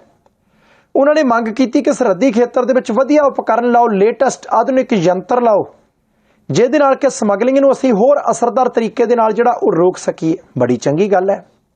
ਫਿਰ ਉਹਨਾਂ ਨੇ ਇਹ ਵੀ ਕਿਹਾ ਕਿ ਭਾਈ ਕੁਝ ਇੱਕ ਕਾਨੂੰਨਾਂ ਦੇ ਵਿੱਚ ਸੋਧ ਕਰਨ ਵਾਲੀ ਹੈ, ਕਿ ਕੁਝ ਇੱਕ ਕਾਨੂੰਨ ਨੇ ਉਹਨਾਂ ਦੇ ਵਿੱਚ ਸੋਧ ਕਰੋ, ਸਖਤ ਸਜ਼ਾਵਾਂ ਦਾ ਪ੍ਰਬੰਧ ਕਰੋ, ਜਿਹਦੇ ਨਾਲ ਕਿ ਦੁਬਾਰਾ ਬੰਦਾ ਉਦਾਂ ਦਾ ਕੋਈ ਕੰਮ ਕਰੇ ਨਾ। ਹੁਣ ਸਜ਼ਾਵਾਂ ਨਰਮ ਨੇ, ਬੰਦਾ ਜੇ ਫੜ ਵੀ ਹੋ ਜਾਂਦਾ ਅੰਦਰ ਜਾਂਦਾ ਬਾਅਦ 'ਚ ਬਾਹਰ ਪਹਿਲਾਂ ਆ ਜਾਂਦਾ। ਮੁੱਖ ਮੰਤਰੀ ਸਾਹਿਬ ਦੇ ਪੁਆਇੰਟ ਸਾਰੇ ਵੈਲਿਡ ਨੇ। ਦੂਸਰੇ ਪਾਸੇ ਗ੍ਰਹਿ ਮੰਤਰੀ ਸਾਹਿਬ ਨੇ ਜਦੋਂ ਨਾਰਕੋਟਿਕਸ ਕੰਟਰੋਲ ਬਿਊਰੋ ਦੇ ਅੰਮ੍ਰਿਤਸਰ ਵਾਲੇ ਦਫ਼ਤਰ ਦਾ ਉਦਘਾਟਨ ਕੀਤਾ, ਆਨਲਾਈਨ ਕੀਤਾ, ਵੀਡੀਓ ਕਾਨਫਰੰਸਿੰਗ ਦੇ ਰਾਹੀਂ ਕੀਤਾ, ਵਧੀਆ। ਹੁਣ ਇਹਦੀ ਲੋੜ ਕੀ ਹੈ? ਦੇਖੋ, ਜਿੰਨਾ ਜ਼ਿਆਦਾ ਨਸ਼ਿਆਂ ਦਾ ਪ੍ਰਕੋਪ ਪੰਜਾਬ 'ਚ ਹੈਗਾ, ਤੇ ਇਹ ਗੱਲ ਕੋਈ ਅੱਜ ਨਹੀਂ ਸ਼ੁਰੂ ਹੋਈ। ਮੈਨੂੰ ਯਾਦ ਹੈ ਸ਼ਾਇਦ 2019 ਤੇ 2022 2 ਸਾਲ ਸੀ, ਜੇ ਸਾਲ ਕੋਈ ਗਲਤ ਨਾ ਹੋਵੇ। ਅੰਮ੍ਰਿਤਸਰ ਤੋਂ ਮੈਂਬਰ ਪਾਰਲੀਮੈਂਟ ਨੇ ਸਰਦਾਰ ਗੁਰਜੀਤ ਸਿੰਘ ਔਜਲਾ ਕਾਂਗਰਸ ਪਾਰਟੀ ਨਾਲ ਸੰਬੰਧ ਰੱਖਦੇ ਆ। ਉਹਨਾਂ ਨੇ ਭਾਰਤ ਦੀ ਪਾਰਲੀਮੈਂਟ ਦੇ ਵਿੱਚ ਅੰਮ੍ਰਿਤਸਰ ਲੋਕ ਸਭਾ ਹਲਕੇ ਦੀ ਨੁਮਾਇੰਦਗੀ ਕਰਦਿਆਂ ਪਾਰਲੀਮੈਂਟ ਦੇ ਵਿੱਚ ਔਨ ਰਿਕਾਰਡ ਗ੍ਰਹਿ ਮੰਤਰੀ ਸਾਹਿਬ ਦੇ ਸਾਹਮਣੇ ਬੇਨਤੀਆਂ ਕੀਤੀਆਂ ਸੀ ਕਿ ਭਾਈ ਨਸ਼ਾ ਬਹੁਤ ਹੈ, ਨਾਰਕੋਟਿਕਸ ਕੰਟਰੋਲ ਬਿਊਰੋ ਦਾ ਕੋਈ ਦਫ਼ਤਰ ਖੋਲ ਦਿਓ, ਇੱਥੇ ਚੰਗੇ ਤਰੀਕੇ ਕੰਮ ਕਰੋ, ਪੰਜਾਬ ਦੀ ਜਵਾਨੀ ਨੂੰ ਬਚਾ ਲਓ। ਜੇ ਬਚਾ ਸਕਦੇ ਹੋ ਤਾਂ ਮੈਨੂੰ ਇਹ ਵੀ ਲੱਗਦਾ ਕਿ ਬੜੀ ਚੰਗੀ ਗੱਲ ਹੈ ਕਿ ਜੇ ਔਜਲਾ ਸਾਹਿਬ ਨੇ ਪਿਛਲੇ ਸਾਲਾਂ ਦੇ ਵਿੱਚ 2 ਵਾਰ ਮੁੱਦਾ ਚੁੱਕਿਆ, ਹੁਣ ਜੇ ਕੇਂਦਰ ਦੀ ਸਰਕਾਰ ਨੇ ਦਫ਼ਤਰ ਖੋਲ੍ਹਤਾ, ਜੇ ਇਮਾਨਦਾਰੀ ਦੇ ਨਾਲ ਕੰਮ ਹੋਵੇ, ਮੈਂ ਫੇਰ ਕਹਿਣਾ, ਜੋ ਨਾਰਕੋਟਿਕਸ ਕੰਟਰੋਲ ਬਿਊਰੋ ਦੇ ਆਸ਼ੇ ਉਦੇਸ਼ ਨੇ, ਜੋ ਨਾਰਕੋਟਿਕਸ ਕੰਟਰੋਲ ਬਿਊਰੋ ਦੇ ਟੀਚੇ ਨੇ, ਉਹਨਾਂ ਦੀ ਪ੍ਰਾਪਤੀ ਦੇ ਲਈ ਬਿਨਾਂ ਕਿਸੇ ਸਿਆਸੀ ਆਸ਼ੇ ਉਦੇਸ਼ ਤੋਂ ਜੇ ਅੱਗੇ ਵਧਿਆ ਜਾਵੇ ਤਾਂ ਸੰਧਾਲੀਆ ਸਾਹਿਬ ਹੋ ਸਕਦਾ ਕਿ ਇਸ ਦਫ਼ਤਰ ਦੇ ਖੁੱਲ੍ਹਣ ਦਾ ਪੰਜਾਬ ਨੂੰ ਕੁਝ ਲਾਹਾ ਹੋਵੇ। ਤਸਕਰਾਂ ਤੇ ਸ਼ਿਕੰਜਾ ਕੱਸੋ, ਪੰਜਾਬ ਦੇ ਪਿੰਡਾਂ ਦੇ ਵਿੱਚੋਂ ਚਿੱਟਾ ਮੁਕਾ ਦਿਓ। ਜੇ ਪੰਜਾਬ ਦੇ ਪਿੰਡਾਂ ਦੇ ਵਿੱਚੋਂ ਚਿੱਟਾ ਮੁੱਕ ਜੂਗਾ, ਜੇ ਤਸਕਰਾਂ ਦੀਆਂ ਜੜ੍ਹਾਂ ਪੱਟੀਆਂ ਜਾਣਗੀਆਂ, ਲੋਕ ਅਸੀਸਾਂ ਦੇਣਗੇ। ਸੰਧਾਲੀਆ ਸਾਹਿਬ, ਇਹ ਬਿਲਕੁਲ ਠੀਕ ਆ। ਪੰਜਾਬ ਦੇ ਪੁਲਿਸ ਦੇ ਵੱਡੇ ਅਫਸਰ ਨੇ ਗਿੱਲ ਸਾਹਿਬ, ਉਹਨਾਂ ਨੇ ਵੀ ਮੇਰਾ ਖਿਆਲ ਇੱਕ ਪ੍ਰੈਸ ਦੇ ਨਾਲ ਜਿਹੜੀ ਵਾਰਤਾ ਕੀਤੀ ਆ, ਜਾਂ ਜਿਹੜਾ ਪ੍ਰੈਸ ਨੋਟ ਸੀਗਾ, ਉਹਦੇ 'ਚ ਉਹਨਾਂ ਨੇ ਹਜ਼ਾਰਾਂ ਵੱਡੇ ਤਸਕਰ ਫੜੇ ਜਾਣ, ਸੈਂਕੜੇ ਕਿਲੋ ਜਿਹੜਾ ਇਹ ਨਸ਼ੀਲਾ ਪਦਾਰਥ ਉਹ ਫੜੇ ਜਾਣ। ਇਸ ਤੋਂ ਇਲਾਵਾ ਕਈਆਂ ਥਾਵਾਂ ਦੇ ਉੱਪਰ ਛਾਪੇ ਮਾਰੇ ਜਾਣ, ਕਈਆਂ ਦੀਆਂ ਪ੍ਰਾਪਰਟੀਆਂ ਤੱਕ ਦੀ ਗੱਲਬਾਤ, ਉਹ ਸਾਰਾ ਕੁਝ ਦੱਸਿਆ ਵੀ ਅਸੀਂ ਪਿਛਲੇ ਆ ਜਿਹੜੀ ਉਹਦੀ ਸਰਕਾਰ ਚੇਂਜ ਹੋਈ ਉਹ ਤੋਂ ਲੈ ਕੇ ਹੁਣ ਤੱਕ ਕੀ ਕੁਛ ਕੀਤਾ। ਦੇਖੋ, ਕਾਰਨ ਇਹ ਆ ਵੀ ਜੇ ਤੇ ਆਪਾਂ ਕੀਤੇ ਦੀ ਗੱਲ ਕਰਦੇ ਹਾਂ ਤੇ ਮੇਰਾ ਖਿਆਲ ਇਸ ਤੋਂ ਪਹਿਲਾਂ ਕੈਪਟਨ ਸਾਹਿਬ ਦੀ ਸਰਕਾਰ ਵੇਲੇ ਉਹ ਵੀ ਕਹਿੰਦੇ ਰਹੇ, ਉਦੋਂ ਪਿੱਛੇ ਅਕਾਲੀ ਭਾਜਪਾ ਸਰਕਾਰ ਸੀ, ਉਹ ਵੀ ਕਹਿੰਦੇ ਰਹੇ ਵੀ ਅਸੀਂ ਇੰਨੇ 100 ਬੰਦਾ, ਇੰਨੇ ਸੈਂਕੜੇ ਬੰਦੇ ਫੜ ਕੇ ਅੰਦਰ ਕਰ ਦਿੱਤੇ ਜੀ, ਇੱਥੇ ਆਹ ਛਾਪੇ ਮਾਰਤੇ ਜੀ, ਇੱਥੇ ਆਹ ਕੁਛ ਰੋਕ ਦਿੱਤਾ। ਹੁਣ ਜਾਂ ਤਾਂ ਇਹ ਆ ਵੀ ਅਜੇ ਸੈਂਕੜੇ ਤੇ ਹਜ਼ਾਰਾਂ ਦੀ ਗਿਣਤੀ ਆਪਾਂ ਕਰਦੇ ਹਾਂ, ਤੇ ਪਰ ਪੰਜਾਬ ਦੇ ਵਿੱਚ ਜਿਸ ਹਿਸਾਬ ਦਾ ਨਸ਼ਾ ਹੋ ਸਕਦਾ ਇਹਦੇ 'ਚ ਲਿਪਤ ਲੋਕਾਂ ਦੀ ਗਿਣਤੀ ਲੱਖਾਂ 'ਚ ਹੋਵੇ, ਆਪਾਂ ਜੇ ਸੈਂਕੜੇ ਹਜ਼ਾਰਾਂ 'ਤੇ ਫਿਰਦੇ ਹੋਈਏ, ਕਹਾਣੀ ਵੱਡੀ ਹੋਵੇ। ਦੂਜੀ ਗੱਲ ਇਹ ਹੈ ਕਿ ਵੀ ਕਿਤੇ ਜਦੋਂ ਆਪਾਂ ਹੱਥ ਪਾਉਣ ਦੀ ਕੋਸ਼ਿਸ਼ ਕਰਦੇ ਹਾਂ ਤੇ ਉਦੋਂ ਉਹ ਹੱਥ ਉਹਨਾਂ ਲੋਕਾਂ ਤੱਕ ਪਿਆ ਹੁੰਦਾ ਜਿਹੜਾ ਵਿਚਾਰਾ 5ਵੇਂ 6ਵੇਂ ਥਾਂ ਦੇ ਉੱਪਰ ਪਹਿਲਾਂ ਥੋੜ੍ਹਾ ਖਾਣ ਲੱਗਦਾ, ਫਿਰ ਆਪਣੇ ਖਾਣ ਦੇ ਵਿੱਚੋਂ ਥੋੜ੍ਹਾ ਵਰਤਾਉਣ ਲੱਗਦਾ, ਉਸ ਵਰਤਾਉਣ ਦੇ ਵਿੱਚੋਂ ਕੁਛ ਆਪਣਾ ਕੱਢ ਲੈਂਦਾ, ਉਹ ਕਿਤੇ ਕਾਬੂ ਆ ਜਾਂਦਾ, ਤੇ ਜਿਹੜਾ ਅਸਲ 'ਚ ਸਪਲਾਇਰ ਹੁੰਦਾ ਉਹਦੇ ਤੱਕ ਆਪਾਂ ਜਾਂਦੇ ਹੀ ਨਹੀਂ। ਪਿਛਲੇ ਦਿਨੀ ਮੁੱਖ ਮੰਤਰੀ ਪੰਜਾਬ ਭਗਵੰਤ ਮਾਨ ਸਾਹਿਬ ਨੇ ਵੀ ਇੱਕ ਨਿੱਘਾ ਜਿਹਾ ਇਸ਼ਾਰਾ ਕੀਤਾ ਸੀ ਵੀ ਤੁਸੀਂ ਚਿੰਤਾ ਨਾ ਕਰੋ, ਆਉਣ ਵਾਲੇ ਸਮੇਂ 'ਚ ਮੈਂ ਤੁਹਾਨੂੰ, ਅਜੇ ਕਹਿੰਦੇ ਸੀ ਵੀ ਕੁਛ ਕਾਨੂੰਨੀ ਉਲਝਣਾ ਕਰਕੇ ਮੈਂ ਨਾਂ ਨਹੀਂ ਲੈਂਦਾ, ਪਰ ਕੁਛ ਸਮੇਂ ਬਾਅਦ ਤੁਹਾਨੂੰ ਕਲੀਅਰ ਕਰ ਦਿਆਂਗੇ ਕਿ ਪੰਜਾਬ 'ਚ ਕੌਣ ਨਸ਼ਾ ਵੇਚਦਾ, ਕਿੱਥੋਂ ਆਉਂਦਾ, ਕਿਹੜੀਆਂ ਵੱਡੀਆਂ ਮੱਛੀਆਂ ਨੇ, ਕਿਹੜੇ ਰਾਹ ਨੇ, ਅਸੀਂ ਇਹ 'ਤੇ ਕੰਮ ਕਰ ਰਹੇ ਹਾਂ।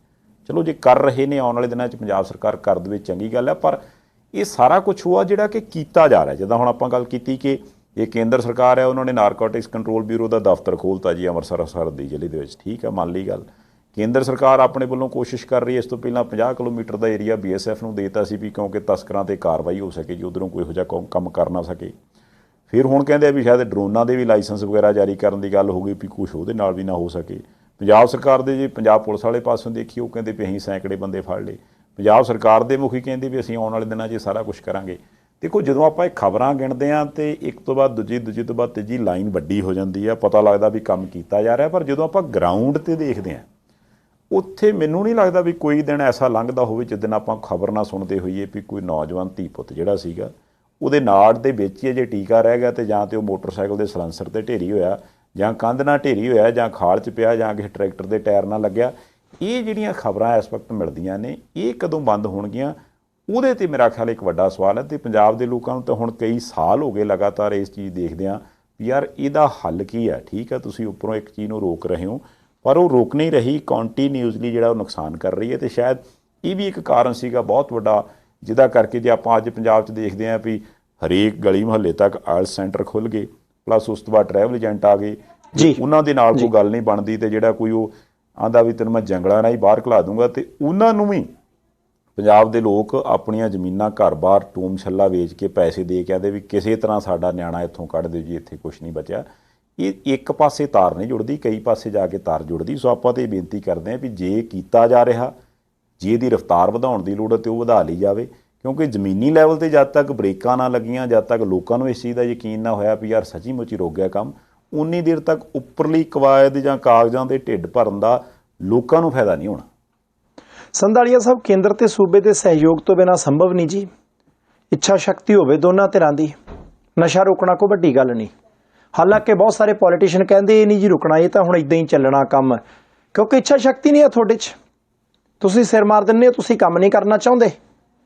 ਹੁਣ ਅਗਲੇ ਪਾਸੇ ਜਾਂਦੇ ਆ ਸੰਧਾਲੀਆ ਸਾਹਿਬ ਕਿ ਮੁੱਖ ਮੰਤਰੀ ਪੰਜਾਬ ਇੱਕ ਟਵੀਟ ਕਰਦੇ ਆ, ਕਿਉਂਕਿ ਸਰਦਾਰ ਸੁਖਬੀਰ ਸਿੰਘ ਬਾਦਲ ਪ੍ਰਧਾਨ ਸ਼੍ਰੋਮਣੀ ਅਕਾਲੀ ਦਲ, ਉਹਨਾਂ ਆਖ ਦਿੱਤਾ ਇੱਕ ਜਗ੍ਹਾ ਦੇ ਉੱਤੇ ਕਿ ਮੈਂ ਸੰਗਤ ਨੂੰ ਬੇਨਤੀ ਕਰਦਾ ਕਿ ਸ਼੍ਰੀ ਦਰਬਾਰ ਸਾਹਿਬ ਅੰਮ੍ਰਿਤਸਰ ਦਾ ਅਕਾਊਂਟ ਨੰਬਰ ਜਿਹੜਾ ਹੈਗਾ ਉਹਦੇ ਵਿੱਚ 5-10 ਰੁਪਈਏ ਜਿੰਨੇ ਵੀ ਤੁਸੀਂ ਹੜ੍ਹ ਪੀੜਤਾਂ ਦੇ ਲਈ ਪਾ ਸਕਦੇ ਹੋ ਪਾਓ ਜ਼ਰੂਰ, ਬਹੁਤ ਜ਼ਰੂਰਤ ਹੈ ਇਸ ਵੇਲੇ, ਲੋਕ ਬਹੁਤ ਲੋੜਵੰਦ ਨੇ। ਚਲੋ ਉਹਨਾਂ ਨੇ ਅਪੀਲ ਕਰਤੀ, ਮੁੱਖ ਮੰਤਰੀ ਸਾਹਿਬ ਨੇ ਟਵੀਟ ਕਰਤਾ।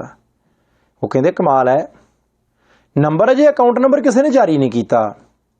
ਸਰਦਾਰ ਸੁਖਬੀਰ ਸਿੰਘ ਬਾਦਲ ਹੋਰਾਂ ਨੇ ਕਿਵੇਂ ਜਾਰੀ ਕਰਤਾ? ਇਹਨਾਂ ਨੂੰ ਕਿਵੇਂ ਪਤਾ ਲੱਗ ਗਿਆ? ਇਹਨਾਂ ਨੇ ਕਿਹੜੀ ਹੈਸੀਅਤ ਦੇ ਵਿੱਚ ਉਹ ਨੰਬਰ ਜਾਰੀ ਕੀਤਾ? ਮਾੜਾ ਮੋਟਾ ਪਤਾ ਤਾਂ ਲੱਗੇ ਕਿ ਕਹਾਣੀ ਕੀ ਹੈ।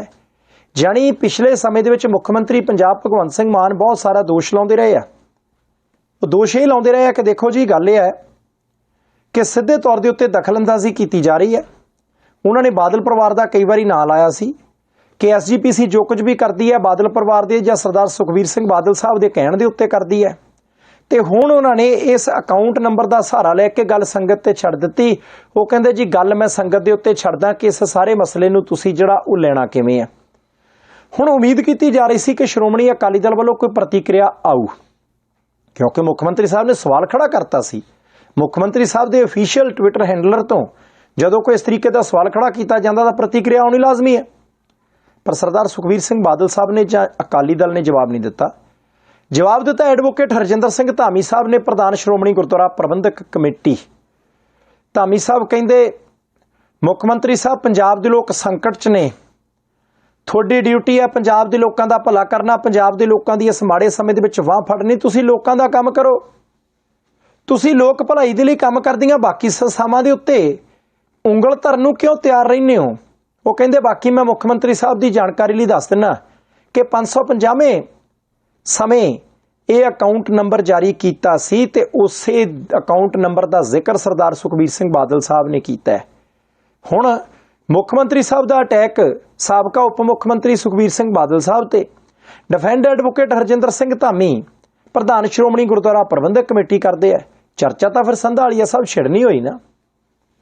ਨਹੀਂ, ਚਰਚਾ ਛਿੜ ਵੀ ਗਈ ਹੈ, ਪਰ ਆਪਾਂ ਅੱਗੇ ਵੀ ਜ਼ਿਕਰ ਕੀਤਾ ਵੀ ਜਿਸ ਹਿਸਾਬ ਨਾਲ ਮੁੱਖ ਮੰਤਰੀ ਪੰਜਾਬ ਭਗਵੰਤ ਮਾਨ ਸਾਹਿਬ ਬਾਕੀ ਸਾਰੇ ਕੰਮਾਂ ਦੇ ਨਾਲ ਨਾਲ ਇਸ ਪਾਸੇ ਨਿਗਾਹ ਰੱਖਦੇ ਆ ਕਿ ਵੀ ਉਹ ਜਾਂ ਉਹਨਾਂ ਦੇ ਵਿਰੋਧੀ ਕੀ ਕਰ ਰਹੇ ਆ, ਤੇ ਜਦੋਂ ਕਿਤੇ ਵੀ ਕੋਈ ਨਾ ਕੋਈ ਸਟੈਪ ਹੁੰਦਾ ਨਾਲੋਂ ਨਾਲ ਉਹਦੇ 'ਤੇ ਟਿੱਪਣੀ ਕਰਦੇ ਆ, ਉਹਦੇ 'ਤੇ ਟਵੀਟ ਕਰਦੇ ਆ, ਉਹਦੇ 'ਤੇ ਕੁਛ ਨਾ ਕੁਛ ਸਵਾਲ ਖੜਾ ਕਰਦੇ ਆ। ਪਿਛਲੇ ਦਿਨ ਹੀ ਉਹਨਾਂ ਨੇ ਕਾਂਗਰਸ ਪਾਰਟੀ ਦੇ ਉੱਪਰ ਕੀਤਾ ਸੀ, ਫਿਰ ਨਾਲ ਜਾਖੜ ਸਾਹਿਬ ਦੇ ਉੱਪਰ ਵੀ ਉਹਨਾਂ ਨੇ ਸਵਾਲ ਖੜਾ ਕਰਤਾ। ਇਹਦਾ ਮਤਲਬ ਕਾਂਗਰਸ ਤੇ BJP ਨੂੰ ਤੇ ਉਹਨਾਂ ਨੇ ਨਾਲ ਰੱਖਿਆ ਸੀ ਨਿਗਾਹ 'ਚ। ਹੁਣ ਜਦੋਂ ਅਕਾਲੀ ਦਲ ਨੇ ਕੁਛ ਨਾ ਕੁਛ ਕੀਤਾ ਦੇ ਨਾਲ ਉਹਨਾਂ ਅਕਾਲੀ ਦਲ 'ਤੇ ਵੀ ਸਵਾਲ ਖੜੇ ਕਰਤੇ। ਸੋ ਇਹਦਾ ਮਤਲਬ ਇਹ ਹੋ ਗਿਆ ਵੀ ਆਪਣੇ ਤੌਰ 'ਤੇ ਉਹ ਉਹਨਾਂ ਨੂੰ ਪਤਾ ਵੀ ਜੇ ਕੱਲ੍ਹ ਨੂੰ ਵਿਰੋਧੀ ਮੇਰੀਆਂ ਬੇੜੀਆਂ 'ਚ ਵੱਟੇ ਪਾਉਣ ਬਾਰੇ ਸੋਚਦੇ ਆ ਤੇ ਮੈਂ ਵੀ ਨਾਲੋਂ ਨਾਲ ਹਿਸਾਬ ਬਰਾਬਰ ਕਰੀ ਜਾਵਾਂ। ਇਹ ਨਾ ਹੋਵੇ ਕਿਸ਼ਤੀ 'ਚ ਪਾਣੀ ਵੱਧਦਾ ਜਾਵੇ, 2-4 ਬਾਲਟੀਆਂ ਚੱਕ ਕੇ ਉਹ ਵੀ ਉਹਨਾਂ ਦੀਆਂ ਕਿਸ਼ਤੀਆਂ 'ਚ ਪਾ ਦਿੰਦੇ ਵੀ ਲਓ ਤੁਸੀਂ ਵੀ ਕੱਢਦੇ ਰਹੋ ਹੁਣ ਫਿਰ ਜਾ ਕੇ। ਹੁਣ ਠੀਕ ਹੈ ਗੱਲ ਵੀ ਜੇ ਉਹਨਾਂ ਨੂੰ ਲੱਗਦਾ ਕਿ ਵੀ ਹਾਂ ਸੁਖਬੀਰ ਸਿੰਘ ਬਾਦਲ ਸਾਹਿਬ ਨੂੰ ਨਹੀਂ ਸੀ ਇਹ ਅਕਾਊਂਟ ਨੰਬਰ ਜਾਰੀ ਕਰਨਾ ਚਾਹੀਦਾ, ਉਹਨਾਂ ਨੇ ਆਪਣੇ ਵੱਲੋਂ ਸਵਾਲ ਜਿਹੜਾ ਉਹ ਲੋਕਾਂ ਦੇ ਸਾਹਮਣੇ ਰੱਖਤਾ। ਇਹ ਹੁਣ ਮੇਰਾ ਖਿਆਲ ਸੰਗਤ ਇਹਦਾ ਕਿੰਨਾ ਕੁ ਉਹ ਕਹਿ ਲਓ ਨੋਟਿਸ ਲੈਂਦੀ ਹੈ ਨਹੀਂ ਲੈਂਦੀ ਇਹਦੇ ਸਮਾਂ ਦੱਸੂ। ਪਰ ਜਿਹੜੀ ਪਿਛਲੇ ਦਿਨ ਹੀ ਇੱਕ ਕਾਰਵਾਈ ਸੀਗੀ, ਹਾਲਾਂਕਿ ਉਹ ਚੱਲੀ ਤਾਂ ਥੋੜ੍ਹੀ ਜਿਹੀ ਸੀਗੀ, ਉਹ ਵੀ ਸ਼੍ਰੋਮਣੀ ਅਕਾਲੀ ਦਲ ਵਾਲੇ ਪਾਸੋਂ ਚੱਲੀ ਸੀ ਵੀ ਇਸਤਰੀ ਅਕਾਲੀ ਦਲ ਦੇ ਵਿੱਚ ਐਂਟਰੀ ਹੁੰਦੀ ਆ ਆਂਗਣਵਾੜੀ ਮੁਖੀ ਬੀਬੀ ਹਰਗੋਬਿੰਦ ਕੌਰ ਹੋਰਾਂ ਦੀ, ਤੇ ਖਬਰਾਂ ਇਹ ਆਉਂਦੀਆਂ ਨੇ ਮੋਟੀਆਂ-ਮੋਟੀਆਂ ਕਿ ਸ਼ਾਇਦ ਉਹਨਾਂ ਨੂੰ ਇਸਤਰੀ ਅਕਾਲੀ ਦਲ ਦਾ ਪ੍ਰਧਾਨ ਬਣਾ ਦਿੱਤਾ ਗਿਆ। ਉਸ ਤੋਂ ਬਾਅਦ ਉਹ ਗੱਲ ਥੋੜ੍ਹੀ ਜਿਹੀ ਮੇਰਾ ਖਿਆਲ ਠੰਡੀ ਪੈ ਗਈ ਸੀ। ਵਿੱਚੋਂ ਜੋ ਮੰਤਰੀ ਬੀਬੀ ਬਲਜੀਤ ਕੌਰ ਹੋਰਾਂ ਦਾ ਵੀ ਬਿਆਨ ਆ ਗਿਆ ਸੀ ਵੀ ਇਹ ਜਿਹੜੀਆਂ ਨੌਕਰੀ 'ਚ ਰਹਿ ਕੇ ਬੀਬੀਆਂ ਸਿਆਸਤ ਵਾਲੇ ਪਾਸੇ ਜਾਂਦੀਆਂ ਨੇ ਇਹਨਾਂ ਦੇ ਉੱਪਰ ਵੀ ਕਾਰਵਾਈ ਹੋਊਗੀ। ਉਸ ਤੋਂ ਬਾਅਦ ਇੱਦਾਂ ਲੱਗਾ ਸੀ ਵੀ ਜਿਵੇਂ ਸ਼ਾਇਦ ਉਹ ਗੱਲ ਰੁਕ ਜਵੇ, ਅਜੇ ਉਸ ਪਾਸੇ ਐਂਟਰੀ ਨਾ ਹੋਵੇ ਅਕਾਲੀ ਦਲ ਦੇ ਵਿੱਚ ਆਂਗਣਵਾੜੀ ਮੁਖੀ ਜਾਂ ਉਹਨਾਂ ਦੀਆਂ ਨਾਲ ਦੀਆਂ ਸਾਥਣਾਂ ਦੀ। ਪਰ ਜਿੱਦਾਂ ਹੁਣ ਇਸਤਰੀ ਅਕਾਲੀ ਦਲ ਦੇ ਵਿੱਚੋਂ ਕਾਫੀ ਸਾਰੇ ਅਸਤੀਫਿਆਂ ਦਾ ਰੌਲਾ ਪੈ ਗਿਆ ਤੇ ਉਹਨਾਂ ਨੇ ਇਸ ਚੀਜ਼ ਦਾ ਵਿਰੋਧ ਕਰਨਾ ਸ਼ੁਰੂ ਕਰ ਦਿੱਤਾ ਵੀ ਇਹ ਪਾਰਟੀ ਠੀਕ ਨਹੀਂ ਕਰ ਰਹੀ। ਉਹਦੇ ਤੋਂ ਜਾਪਦਾ ਤਾਂ ਹੈ ਵੀ ਅੰਦਰ ਕੁਛ ਰਿੱਝ ਰਿਹਾ। ਅਕਾਲੀ ਦਲ ਦਾ ਅੰਦਰੂਨੀ ਮਸਲਾ ਜੀ ਕਿ ਉਹਨਾਂ ਨੇ ਕੀ ਕਰਨਾ, ਪ੍ਰਧਾਨ ਸਾਹਿਬ ਨੇ ਦੇਖਣਾ ਪ੍ਰਧਾਨ ਕਿਹਨੂੰ ਬਣਾਉਣਾ, ਇਸਤਰੀ ਅਕਾਲੀ ਦਲ ਦਾ ਕਿਹਨੂੰ ਨਹੀਂ। ਪਰ ਸ਼੍ਰੋਮਣੀ ਅਕਾਲੀ ਦਲ ਇਸ ਵੇਲੇ ਪ੍ਰਯੋਗ ਕਰ ਰਿਹਾ ਹੈ।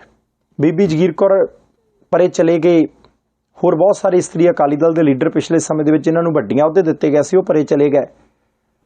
ਹੁਣ ਫਿਰ ਅਕਾਲੀ ਦਲ ਨੂੰ ਲੱਗਦਾ ਹੋਊਗਾ ਕਿ ਭਾਈ ਆਪਾਂ ਬੀਬੀ ਹਰਗੋਬਿੰਦ ਕੌਰ ਨੂੰ ਪ੍ਰਧਾਨ ਬਣਾ ਦਈਏ। ਦੇਖੋ ਹਰ ਪਿੰਡ ਦੇ ਵਿੱਚ ਆਂਗਣਵਾੜੀ ਸੈਂਟਰ ਨੇ, ਜੋ ਮੈਨੂੰ ਲੱਗਦਾ ਕਿ ਜੇ ਇਦਾਂ ਹੀ ਹੈ, ਉੱਥੇ ਇੱਕ ਵਰਕਰ ਹੈ, ਇੱਕ ਹੈਲਪਰ ਹੈ, ਸਮਾਜ ਦੀਆਂ ਔਰਤਾਂ ਦੇ ਨਾਲ ਸਿੱਧਾ ਉਹਨਾਂ ਦਾ ਵਾਹ ਆ, ਪੰਜੀਰੀ ਉੱਥੇ ਆਉਂਦੀ ਹੈ, ਬੀਬੀਆਂ ਨਿਆਣੇ ਲੈ ਕੇ ਉੱਥੇ ਆਉਂਦੀਆਂ ਹੈ, ਜਾਣੀ ਕਿ ਉਹਨਾਂ ਨੂੰ ਲੱਗਦਾ ਹੋਊਗਾ ਕਿ ਬੀਬੀ ਹਰਗੋਬਿੰਦ ਕੌਰ ਜਿਹੜੇ ਹੈ ਉਹਨਾਂ ਦਾ ਹਰ ਥਾਂ ਦੇ ਉੱਤੇ ਲੈਣਾ ਦੇਣਾ, ਹਰ ਪਿੰਡ ਦੇ ਵਿੱਚ ਉਹਨਾਂ ਦੇ ਕਨੈਕਸ਼ਨ ਨੇ, ਕਿਉਂਕਿ ਪ੍ਰਧਾਨ ਆਂਗਣਵਾੜੀ ਯੂਨੀਅਨ ਦੇ, ਤੇ ਅੱਗੋਂ ਜਿਨ੍ਹਾਂ ਦੇ ਨਾਲ ਉਹਨਾਂ ਦੇ ਲਿੰਕ ਨੇ ਉਹਨਾਂ ਦੇ ਸਾਰੀਆਂ ਬੀਬੀਆਂ ਦੇ ਨਾਲ ਅੱਗੇ ਲਿੰਕ ਨੇ। ਵੋਟ ਬੈਂਕ ਦੀ ਰਾਜਨੀਤੀ ਦੇ ਪੱਖ ਤੋਂ ਤਾਂ ਇਹ ਹੋ ਸਕਦਾ ਕਿ ਫੈਸਲਾ ਸ਼੍ਰੋਮਣੀ ਅਕਾਲੀ ਦਲ ਨੇ ਜੇ ਕੀਤਾ ਤਾਂ ਠੀਕ ਕੀਤਾ ਹੋ ਸਕਦਾ, ਪਰ ਦੂਸਰੇ ਪਾਸੇ ਅਕਾਲੀ ਦਲ ਹੈ ਕੀ, ਅਕਾਲੀ ਦਲ ਦਾ ਸੰਵਿਧਾਨ ਕੀ ਕਹਿੰਦਾ, ਅਕਾਲੀ ਦਲ ਦੀਆਂ ਰਵਾਇਤਾਂ ਕੀ ਕਹਿੰਦੀਆਂ, ਅਕਾਲੀ ਦਲ ਹੁਣ ਤੱਕ ਚੱਲਿਆ ਕਿਵੇਂ ਹੈ, ਉਹ ਚੀਜ਼ਾਂ ਵੀ ਨਹੀਂ ਛੱਡੀਆਂ ਜਾ ਸਕਦੀਆਂ। ਹੁਣ ਨਵੇਂ ਬਣੀ ਪ੍ਰਧਾਨ ਬੀਬੀ ਦਾ ਅਕਾਲੀ ਦਲ ਦੇ ਵਿੱਚ ਅੱਜ ਤੱਕ ਕੰਮ ਕਿੰਨਾ ਕੁ ਹੈ, ਅਕਾਲੀ ਦਲ ਦੇ ਸਿਧਾਂਤਾਂ ਨੂੰ ਉਹ ਜਾਣਦੇ ਕਿੰਨੇ ਕੁ ਹੈ, ਕੀ ਉਹਨਾਂ ਤੋਂ ਬਿਨਾਂ ਹੋਰ ਕੋਈ ਬੀਬੀ ਅਕਾਲੀ ਦਲ ਦੇ ਵਿੱਚ ਸਰਗਰਮ ਜਿਹੜੀ ਹੈ, ਕੀ ਉਹਦੇ ਕੋਲੇ ਤਜਰਬਾ ਨਹੀਂ ਸੀ ਜਾਂ ਉਹਦੇ ਕੋਲੇ ਸਮਰੱਥਾ ਨਹੀਂ ਸੀ। ਰੌਲਾ ਪੈ ਗਿਆ, ਜਿੰਨੀ ਛੇਤੀ ਹੋ ਸਕਦਾ ਸਰਦਾਰ ਸੁਖਬੀਰ ਸਿੰਘ ਬਾਦਲ ਸਾਹਿਬ ਇਸ ਰੌਲੇ ਨੂੰ ਸਾਂਭਣ, ਕਿਉਂਕਿ ਸਰਦਾਰ ਪ੍ਰਕਾਸ਼ ਸਿੰਘ ਬਾਦਲ ਸਾਹਿਬ ਦੇ ਦੇਹਾਂਤ ਤੋਂ ਬਾਅਦ ਸੰਧਾਲੀਆ ਸਾਹਿਬ ਇਹ ਪਹਿਲਾ ਸ਼੍ਰੋਮਣੀ ਅਕਾਲੀ ਦਲ ਦੇ ਅੰਦਰਲਾ ਰੌਲਾ, ਕਿਹਨੂੰ ਕੱਢਣਾ ਜਾਂ ਕਿਹਨੂੰ ਰੱਖਣਾ ਮਸਲਾ ਉਹ ਨਹੀਂ, ਰੌਲਾ ਹੈ ਕਿ ਕਿਸ ਮਾਨਸਿਕਤਾ ਦੇ ਨਾਲ ਇਸ ਵੇਲੇ ਪਾਰਟੀ ਨੂੰ ਚਲਾਉਣ ਦਾ ਯਤਨ ਜਿਹੜਾ ਉਹ ਕੀਤਾ ਜਾ ਰਿਹਾ। ਇਹਦਾ ਮਤਲਬ ਹੈ ਕਿ ਜਿਹਦੇ ਪੱਲੇ 4 ਵੋਟਾਂ ਹੈ ਕੱਲ੍ਹ ਉਹ ਅਹੁਦਾ ਲੈ ਜੂ, ਜਿਹਦੇ ਕੋਲੇ ਤਾਕਤ ਥੋੜੀ ਜਿਹੀ ਹੈਗੀ ਹੈ ਉਹ ਬਾਕੀ ਜਿਹੜੇ ਦਰੀਆਂ ਝਾੜਦੇ ਰਹੇ ਸੀ ਉਹਨਾਂ ਤੋਂ ਬਿਨਾਂ ਕੰਮ ਪਰਲੇ ਪਾਸੇ ਨੂੰ ਚਲੇ ਜੂ। ਇਹ ਦੇਖਣਾ ਬਹੁਤ ਜ਼ਰੂਰੀ ਹੈ। ਮਿੰਟ ਦੋ ਕੁ ਨੇ ਸੰਧਾਲੀਆ ਸਾਹਿਬ ਹੜ੍ਹ ਦੀ ਗੱਲ ਕਰ ਜ਼ਰੂਰ ਲਈਏ। ਮਾਨਸੇ ਦਾ ਇੱਕ ਪਿੰਡ ਹੈ ਕੁਲਰੀਆ, ਉੱਥੋਂ ਸੁਨੇਹਾ ਭੇਜਿਆ ਪ੍ਰਾਈਮ ਏਸ਼ੀਆ ਟੀਵੀ ਦੇ ਪਰਿਵਾਰ ਦੇ ਮੈਂਬਰਾਂ ਨੇ। ਉਹ ਕਹਿੰਦੇ ਜੀ ਦੇਖੋ ਘੱਗਰ ਕਰਕੇ ਹੜ੍ਹ ਸਾਡੇ ਪਿੰਡਾਂ 'ਚ ਆਇਆ, ਖੇਤਾਂ 'ਚ ਪਾਣੀ ਖਲੋਤਾ ਹੈ, ਪਰ ਸੋਸ਼ਲ ਮੀਡੀਆ ਦੇ ਉੱਤੇ ਉਹ ਕਹਿੰਦੇ ਜੀ ਗਲਤ ਜਾਣਕਾਰੀ ਦਿੱਤੀ ਜਾ ਰਹੀ ਹੈ ਸਾਡੇ ਪਿੰਡਾਂ ਬਾਬਤ। ਅਸੀਂ ਸਾਰੇ ਹੜ੍ਹ ਵਾਲੇ ਪਿੰਡਾਂ ਦੀ ਗੱਲ ਨਹੀਂ ਕਰਦੇ। ਉਹ ਕਹਿੰਦੇ ਜੀ ਜਿਸ ਤਰੀਕੇ ਸੋਸ਼ਲ ਮੀਡੀਆ ਦੇ ਉੱਤੇ ਕੁਝ ਲੋਕ ਗਲਤ ਜਾਣਕਾਰੀ ਦੇ ਰਹੇ ਆ, ਲੋਕ ਪ੍ਰਸ਼ਾਦੇ ਲੈ ਲੈ ਸਾਡੇ ਤੱਕ ਕੱਪੜ ਰਹੇ ਆ, ਜਦ ਕਿ ਸਾਡੀ ਪਹਿਲੀ ਜ਼ਰੂਰਤ ਉਸ ਪਾੜ ਨੂੰ, ਉਸ ਟੁੱਟੇ ਹੋਏ ਬੰਨ ਨੂੰ ਬੰਨਣ ਦੀ ਹੈ ਜੀ। ਉਧਰਲੇ ਪਾਸੇ ਕੰਮ ਨਹੀਂ ਤੁਰ ਰਿਹਾ। ਉਹ ਕਹਿੰਦੇ ਜੀ ਸਾਡੇ ਕੋਲੇ ਬਹੁਤੀ ਸਹਾਇਤਾ ਵੀ ਨਹੀਂ ਆਪਣੀ।